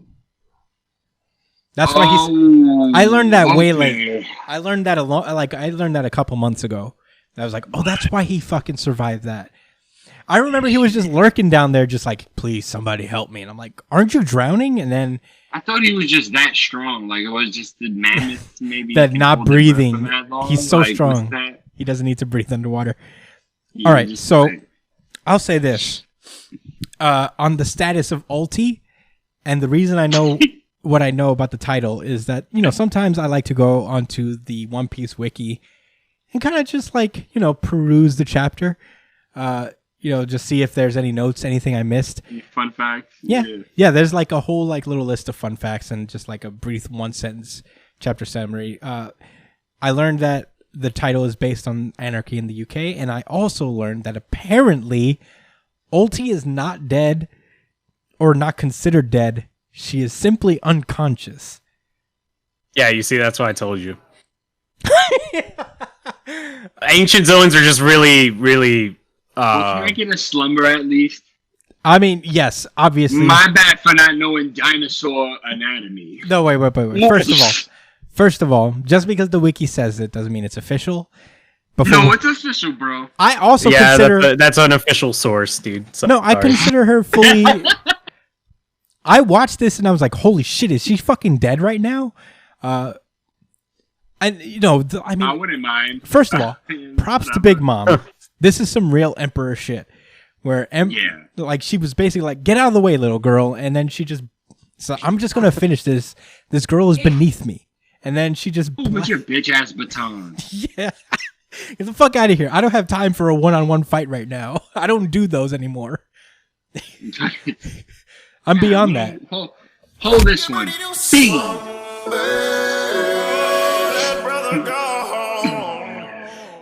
And it smoked all her friends. I mean, all the gang behind her. Boom. I mean, this was so very. She dropped straight to her fucking head. I really do appreciate the realness of the Emperors. Like, Oda doesn't try to make it so that, you know, they get like knocked around a little bit, but you know, when Oda communicates us always clearly that like when they want to end something, they will just end it. They will not wait, as we learn again later on. But getting a little ahead of myself, we cut over to everybody just looking like, fuck, she's dead. So, yeah, all of Kaido's people are like, yo, weren't we supposed to be in alliance? What's happening? Usopp and Nami take the opportunity to just run away. And out of the corner of her eye, Nami notices Zeus just chilling, hiding, and noticing that, like, things are different. He peeps that, like, they got a whole new cloud friend. And he's like, what? What's going on here? He goes up, he sees Nami, he's like, Nami! And Nami just like, fuck you. You know, turns her nose up at him. And Zeus goes back to Big Mom. After Big Mom notices, like, oh, there you are, Zeus. He's like, oh, Mama, it looks like we have a new member. And man, Big Mom's like, no, I don't need you anymore. I have a Hera. And then she orders Hera to eat Zeus. And Hera's like, all right. And she just starts nibbling into his back. Oh, man. And yeah, as he's eating, his mom basically looks at him, is looking at him like, yeah, you know, this is what you get. You're nothing but a soul thief because you fucked up so many times. You're like a waste of my soul. And then she just turns around and plucks Otama away from. He's like, yoink, I'll take that. I'm gonna put you over here where it's safe. And Big Mom just starts full blown chasing after Usopp and Nami. And I guess Zeus in his final moments wants to make it right to somebody. So he just blitzes after Big Mom, trying to make it right. And Big Mom just like, you're my soul. And then just sucks his soul out. So yeah. Nami tries to get some black balls over to Zeus, but that doesn't work out very well either. And yeah, it's not looking good. She just continues to chase after Otama, Usopp, and Nami. So, you know, it's not looking good. And as she brings down Napoleon upon them, a giant metal hand comes out and grabs the sword and slams Big Mom to the ground. And who is it? Who is it? It's fucking Eustace Kid. It's called Partner, but it should be called Gangsta Time. I think this is Kid's fight. I don't know. I think this is gonna be Kid versus Gibson. Yeah. All right. Kid versus Big Mom, or maybe Kid in Law versus Big Mom. I could see that. Just dunks her head into the ground and is like, "This is my fight." I mean, he does have a way to trap some of them, so yeah, that's interesting. Yeah, it's funny. Everybody's like Captain Kid, but Usopp and Nami are also like Captain Kid. And the chapter ends on this 2-page spread as we cut over to the rooftop on the Skull Dome. And Kaido is just talking to himself. He's like, man, the outcome was obvious. You gained a new power, but you let it get to your head. Human beings don't give up. No, they can't give up hope. That's the problem. It's been a long time since I've gotten this worked up. I should have simply cut off your head and announced my victory to everyone. And then we cut over to Luffy well below Onigashima falling off. As Kaido says, because now they'll keep believing you're going to win, won't they? Whoa. Can I get a TYS from Brian? What's a TYS? Hold you so. Okay. Kinda, sorta, but a little early to call. But you have to declare it next time. Next time you can't be like, oh, it would be crazy if such and such. No. I said that, you know, they were hinting that Kaido is a fucking monster in a 1v1 situation, so Luffy could lose this shit. And I was right. I think they was just hinting that he needed help, not that he would outright get smoked. No. It's seen them. No, it's been hyped up since the beginning. Well, ever since Kaido has been mentioned, him being in a 1v1 and winning has been like a correspondence. Specifically 1v1. He ducked the 1v1 versus Kaido. Fuck out of here. I mean, versus Odin. Yeah, he did. I'm not trying to hear that. He no beast in a 1-on-1. He ducks fades. He don't want no smoke with Shanks. He does not. He does. Didn't he fight Shanks before Marineford? No, he did. He did fight Shanks before Marine. He did fight Shanks before Marineford. He lost. That's why he was up in the clouds. He was thinking about his life. I'll say this. I don't think Luffy's done. This is just kind of a thing Luffy does. He's gone out and in and out of fights before. He did it with Crocodile. Yeah, obviously. Yeah, with Crocodile. You know, there's Crocodile vibes going on here. Did that happen with the Crocodile fight? You know, yeah, he fought him 3 times. He lost twice. What? In the same fight? Remember what? No, in the same arc though. He lost in the desert, and then he lost on the Kingdom Palace rooftop, and then he fought him one more time in the ruins, and that's where he won. Like, obviously, Luffy's gonna come back from this, right? But it's not gonna be easy for him to beat a full-on fucking emperor. Like, he's not gonna win this on the second fade, you know? Sure, but he didn't lose yet. He didn't lose officially yet. It's not over. He is kind of knocked out right now. Hey, I mean, remember, One Piece fights last days. You know, like the big ones that matter, they last days, and this could be just like day 1. Yeah, because imagine in the next chapter he just snaps back out and reaches his fucking ass. I'm like, all right, whatever, man. I mean, he was knocked the fuck out. I'll say this: a second ago. I don't know how he gets out of this one. He's literally falling away from the island as it's floating away from him. He's gonna need some help. This is already been confirmed. This is when his awakening comes out, and he just turns the sea into rubber. Yeah, that'd be ridiculous. Even for One Piece. Bounces back. We get Gear 5. Imagine. Did he use Gear 4 with the Ryu soul? He hasn't done it yet. No. So I guess Gear 5 would be his supreme hockey infusion. No. He did use Gear 4th when he first got there. When they were all fighting. But he didn't use it. Yeah, but he didn't use it with Supreme. Supreme Hockey. With the King Hockey. Yeah, I guess it's too hard to maintain both. Real quick, this last pages with Kaido almost got the RGC for me. Like, it almost got it. Just because it got me thinking. I interpreted this ending of the chapter 3 different ways, right?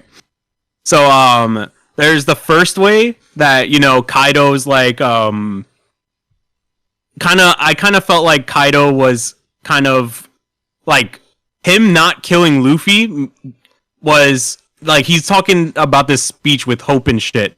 And I felt like he was talking about this and he let Luffy live because he was hoping that Luffy would be the one to kill him, right? And that's why he let him live. And there's also another side of it where it comes down to Kaido having that half-human side of him that he just can't help but hope, you know? Mm-hmm. Like, since he did mention about humans that they he's talking about humans and hope and all this shit. And third, this obviously clears up that Kaido is not human. He is a beast that ate a human-like fruit. That just because confirm it. It does confirm it. He literally removed himself from the human race. Like, nobody talks. A human does not talk about humans in a third party. Shanks is technically not a human either. Celestials talk about themselves that way. Huh? Celestial dragons don't talk about themselves that way. Celestial dragons. Yeah, but he's not a celestial dragon. Sure. Brian, the point is that there's presidents in the series. There's a president for people speaking mighty of themselves, saying I am above human. Yes. I mean, look, is that really? I don't know. I think the point is that the point you want to run with? Yeah, I think it is because look, everything lines up with Kaido being a dragon first, right? Everything lines up to that. His first thing that he does when he fights the scabbards, he turns into a dragon, right? Because that's where he's most comfortable. Huh? Who the scabbards? The Akazaya 9. Oh, okay. They're known as so he fights them as a dragon. So it's like I'm pretty sure, and plus he has dragon abilities. That base, like this is something that doesn't come with his quirk. I feel.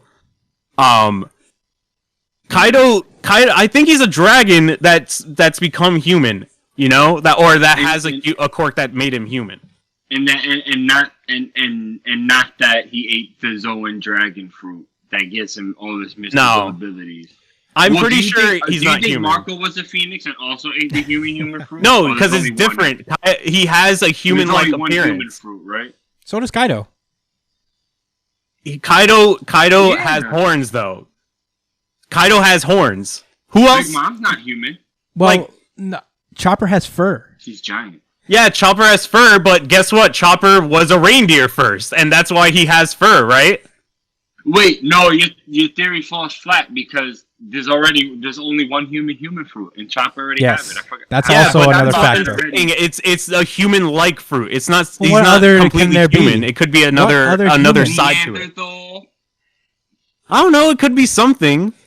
He has a club. He could be a fucking caveman fruit. Who knows? Who knows? I mean, look, there's obviously a lot of cryptic shit going on with Kaido's backstory, even with like the talking about the hope.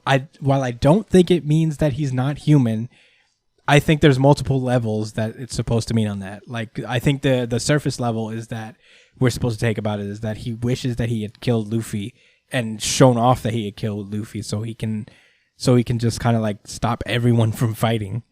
Yeah. So he could take away the hope of the other Straw Hats and they'd just like quit.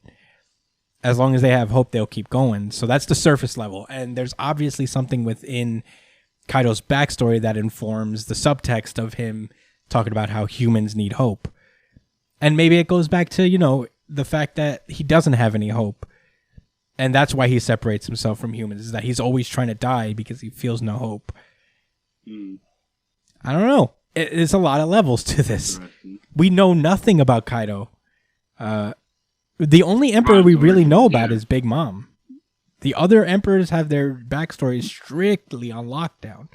So it's kind of hard to interpret what he says. Could he not be a human initially? Maybe.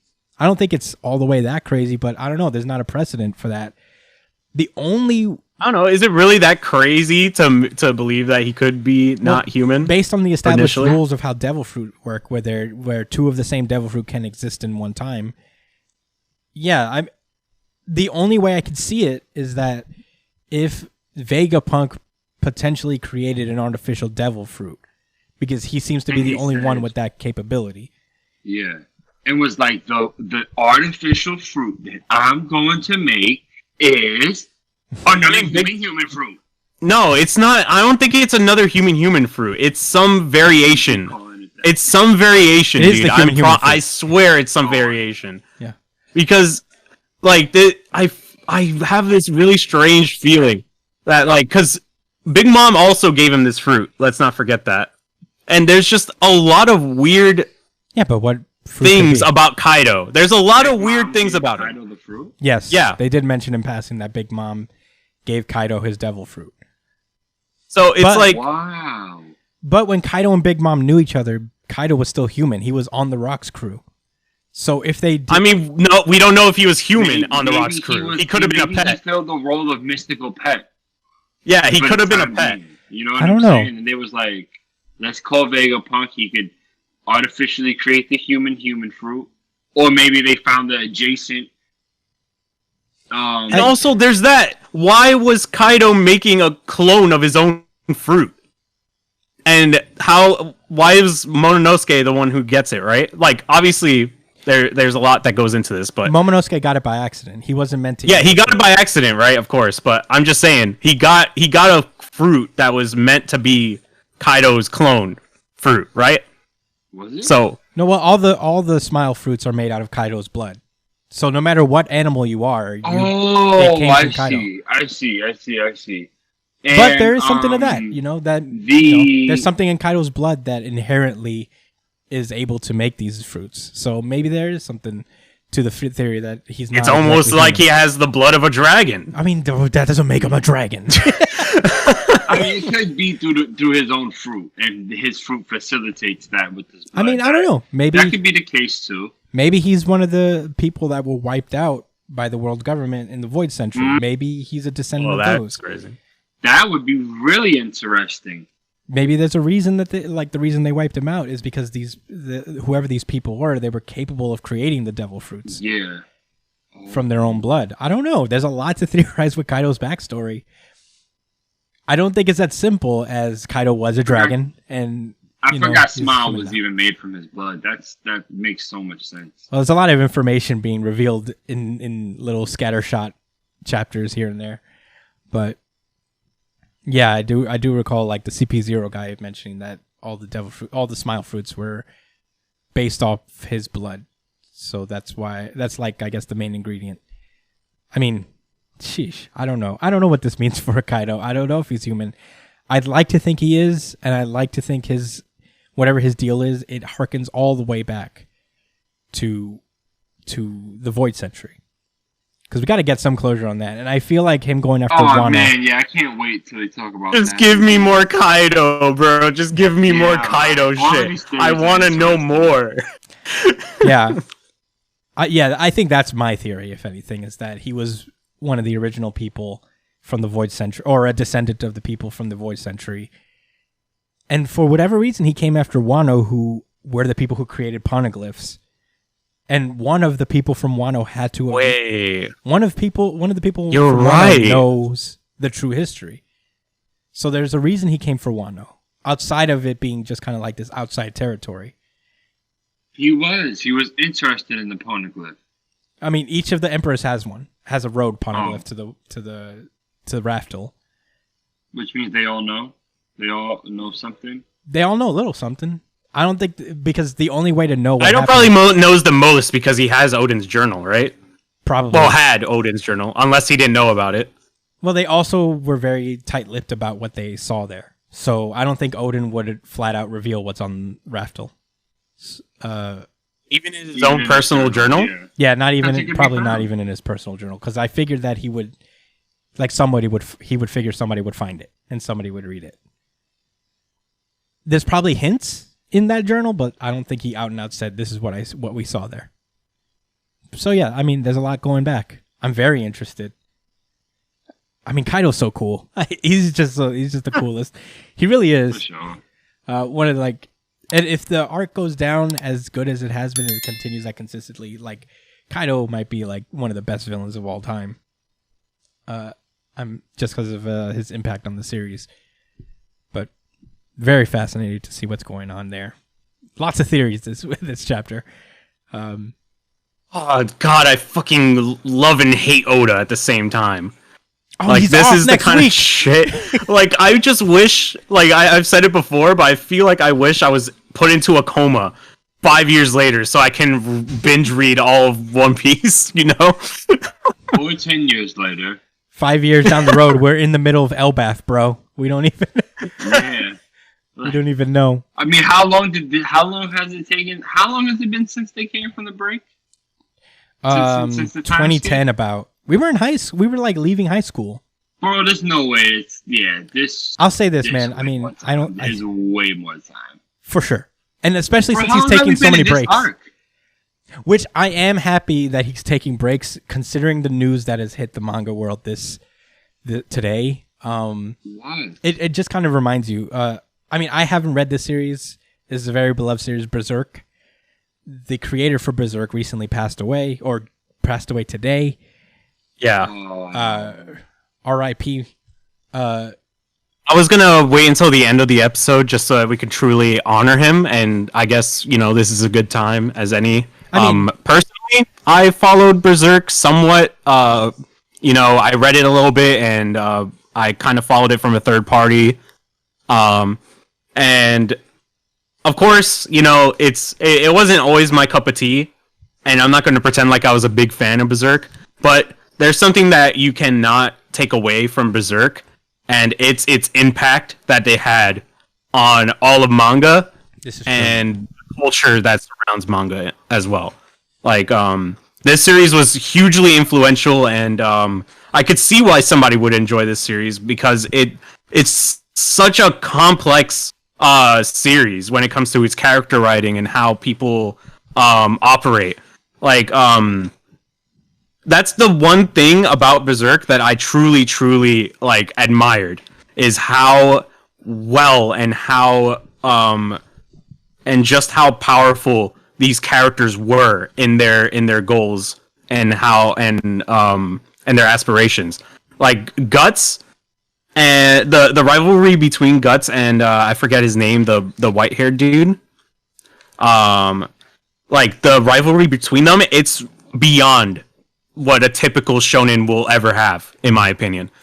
Like the way that the respect that they have for each other, the hatred they have for each other, and also in some way the love that they have for each other, it's just unmatched across any other series, in my opinion. There's no series, even if I'm not a fan of Berserk myself, I can't deny the rivalry those two had was something that was truly remarkable. The way that he wrote it, and he deserves so much respect and praise for everything that he's done in the manga industry and for blessing us with such an amazing series.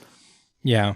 No, I hope he's resting well. He's really a legend. Yeah, I don't know anything about Berserk. I know of it. Same here. I just haven't. I know it's a series, and I can tell by the art style it's been around for a while. Yeah, I think like around 30 years it's actually been around. It's older than One Piece. It's still ongoing. I think it was ongoing. He never finished it. Part of the reason why I wasn't really into Berserk myself because it was a very on and off series like Hunter x Hunter. So it never finished. And no. Yeah. But now I will be reading Berserk just because I feel like this get an ending.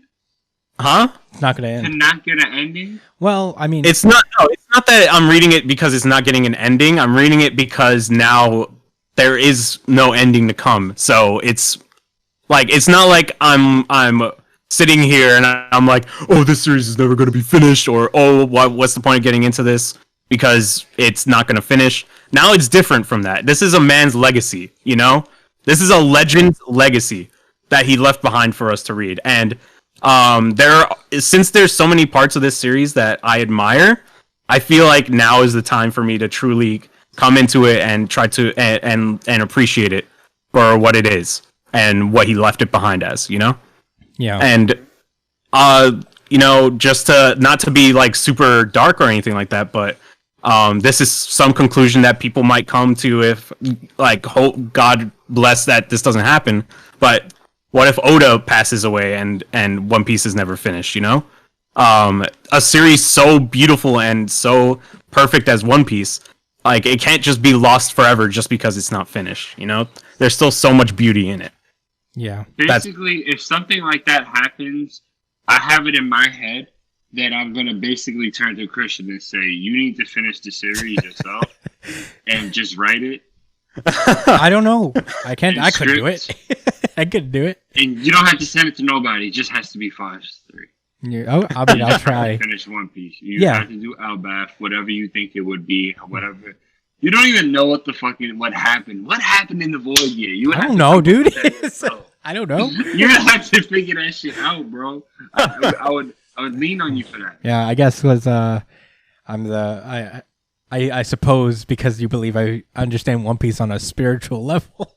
Yeah, so I feel like you could kind of just feel it. It's not, you don't have to use logic and reasoning. Yeah. Although, I mean, that would help too. I mean, that's the nightmare scenario, you know. Oh god, yeah, I don't even want to think. Thanks, Brian. I'm just saying. No, yeah, that's why I brought it up because you know Oda's on break next week, and we all three of us understand. Like we're not assholes. We're not like for real. We only like play it up. Yeah, I'll cry. I won't be upset. It is what it is. Yeah, we play it up. Cry, man. You know, we know how fucking like we're hyper intensive mangaka work schedules are. So yes. You know we're human. We understand, but you know that's also the nightmare scenario. I bring up Berserk because it's like just to bring in some perspective. Your favorite mangaka, like Hunter x Hunter. I think like the guy he suffers from health issues as well. We've seen it with World Trigger. These guys work in a weird, hyper-intensive work schedule. It's not weird. It's just Japanese culture in of itself. You know, you work, and you work your work. No, yeah, like, for sure. Your work works you in Japan. Like, they like it's commonplace for people to pass out on the street because they just work all the time. You know? Yeah. So we won't use the word weird. We'll use unjust. We'll use fucking psycho. Yeah. How about that one? Yeah. Because I'm pretty sure that if it was up to the actual citizens, they probably wouldn't agree to that. I'm sure they would take a 4-day work week. From what I understand, that's like a cultural, like, that's what they believe in as like a core value, is just to work really hard. And they take it to an extreme. You don't have to work. You don't have to grind yourself to death for the sake of another person's profits. Yeah. You know what I'm saying? Because that's what's, Brian brought up something real about their culture, so we're going to talk about what's actually happening. Yeah. You know what I'm saying? That's what's going on. These people aren't working super hard to fulfill their dreams. I mean, I guess the mangaka are. Mm-hmm. But I tell you this, I'm sure they'd love to release every other week, and I'm sure we'd still enjoy it nonetheless. Yeah, we've enjoyed World Trigger month by month, have we not? It's hard to be in that headspace, when because I think it's a little different from say like labor stuff here, where it really is just like a core value in over there. Like that's where they have a lot of pride in their work, and regardless of taking breaks and stuff, I think like that's and for mangaka in particular, they don't really fight against it because this is their dream. They understand the stakes. But I'm glad that there's some measures where I feel like Shonen Jump is getting more aware. It's like, oh, these are actually people, and they could pass away. So back off a little bit, which is nice. I mean, I want One Piece to be around for as long as it needs to be. It's sad, but a passing like that is just, it puts into perspective so many things you're grateful for in this genre and this niche that we all share in manga. I feel for the Berserk fans, I don't know how I'd be holding it together if Oda ever passed, God forbid. Yeah, to be so invested in something, like I'm not as invested as somebody who is invested into it for 30 years. Imagine being one of the first Berserk fans who's still following it today. Jeez. Like it must be gut-wrenching. Yeah. My heart goes out to you guys. My heart goes out to Miura. Family. Yeah. R.I.P. dudes. If you're a fan of Chainsaw Man, you're gonna love Berserk. I'll say that right now, because the art that later, like halfway through the series, like there's just a huge like upgrade in how he draws. It's just so fucking phenomenal. Like I'm really excited to dig my teeth. I'm into on TikTok a lot, and all I see is these millennials being like, "The Berserk's gone," and just sharing his art on there. Was he 54? Yeah, he was 54. That's too young. Too young, yeah. Yeah, it's sad. It's a shame. Hopefully, mangakas, I don't know, just value their health. I feel like that's happening more. Be done, man. I mean, people, you know how long it took to make statues? Mm-hmm. They're beautiful works of art, and no one's gonna take that away because they took breaks and took their time with doing it. Yeah. I don't know about you guys, but me personally, I give more value to that usually when I know someone put a lot of time and thought and didn't just crank something out. Yeah. Imagine how much better these stories could be if there wasn't so much pressure. Yeah, sometimes. Granted, I'll wrap it real quick. I mean, granted, there is one of my favorite shows of all time, South Park, is arguably so excellent because of how hard they work and how rushed their schedule is. But, they truly sign up for that, and I'm sure it doesn't have to be that way, and it comes out like that. But I don't think that should be anyone's standard. Yeah. I think it's inhumane, and I don't. Yeah. I'll just leave it at that. I feel really bad for him, and I really hope that him sacrificing his health in his earlier years in life didn't lead to such an early death. I don't want to come off as disrespectful. So I get that. Leave it at that. But I do feel strongly about that, and I think a point should be made. Yeah. As a workaholic myself, I just kind of relate to it a little differently. But I get it as well. There's one panel that stuck out to me, and I guess we'll wrap the show with this but there is a panel of Berserk that I saw that I don't know what it's in reference to. I don't know really the context, but Guts is talking, and he says that he died doing what he really loves, so he must be happy. And I feel like that's how he feels about just life in general. You know, I feel like if there's any way to go out is to, you know, go out doing what you love within reason. Don't let what you love be terrible. Yeah, you know, as long as it's goodwill. Yeah. You know. But, I mean, I don't know. Obviously, there's a limit. Don't do it till you die. You know what I mean? Like, don't do it so much that you can't take it, but, you know. But if you happen to die, you would hope it's, you know. When you're living your dream. At least in that space in life where you are doing the things that are making you happy, with work being one of those. Yeah. It's a bummer of a topic, but that's why I guess I brought it up last. But it is, I think that's all we got to say. It is time to wrap our show. Oh yeah, we went a little bit long, but you know what? It was a worthy topic. I'm not mad at it. I hope you guys enjoyed it. I'm not mad either, man. We had some good talks. I was able to listen to y'all. I feel like we all heard each other out. That's nice. Yeah. But thank you guys so much for listening. Please let me know what you think about the show. Please comment below, subscribe, like, all that stuff. Share the show with your friends if you enjoy it. That would be pretty cool. Leave a 5-star review on iTunes and subscribe to us on iTunes, Spotify, Apple Podcasts, wherever you listen to podcasts. We're on there. We're pretty much everywhere. We're on even obscure things I've never even heard of. We're there. So hit us up on that. Subscribe to our YouTube. Email us at newjumpcitypod@gmail.com with any questions, suggestions, anything you guys want to talk to us about. Follow us at New Jump City. I am at the Chris Espinal. Josh is at JDCole_37. Brian is at B.ESP. Follow us all. And thank you guys for joining us. We'll see you guys next week. Stay safe, New Jump citizens. Peace out, guys.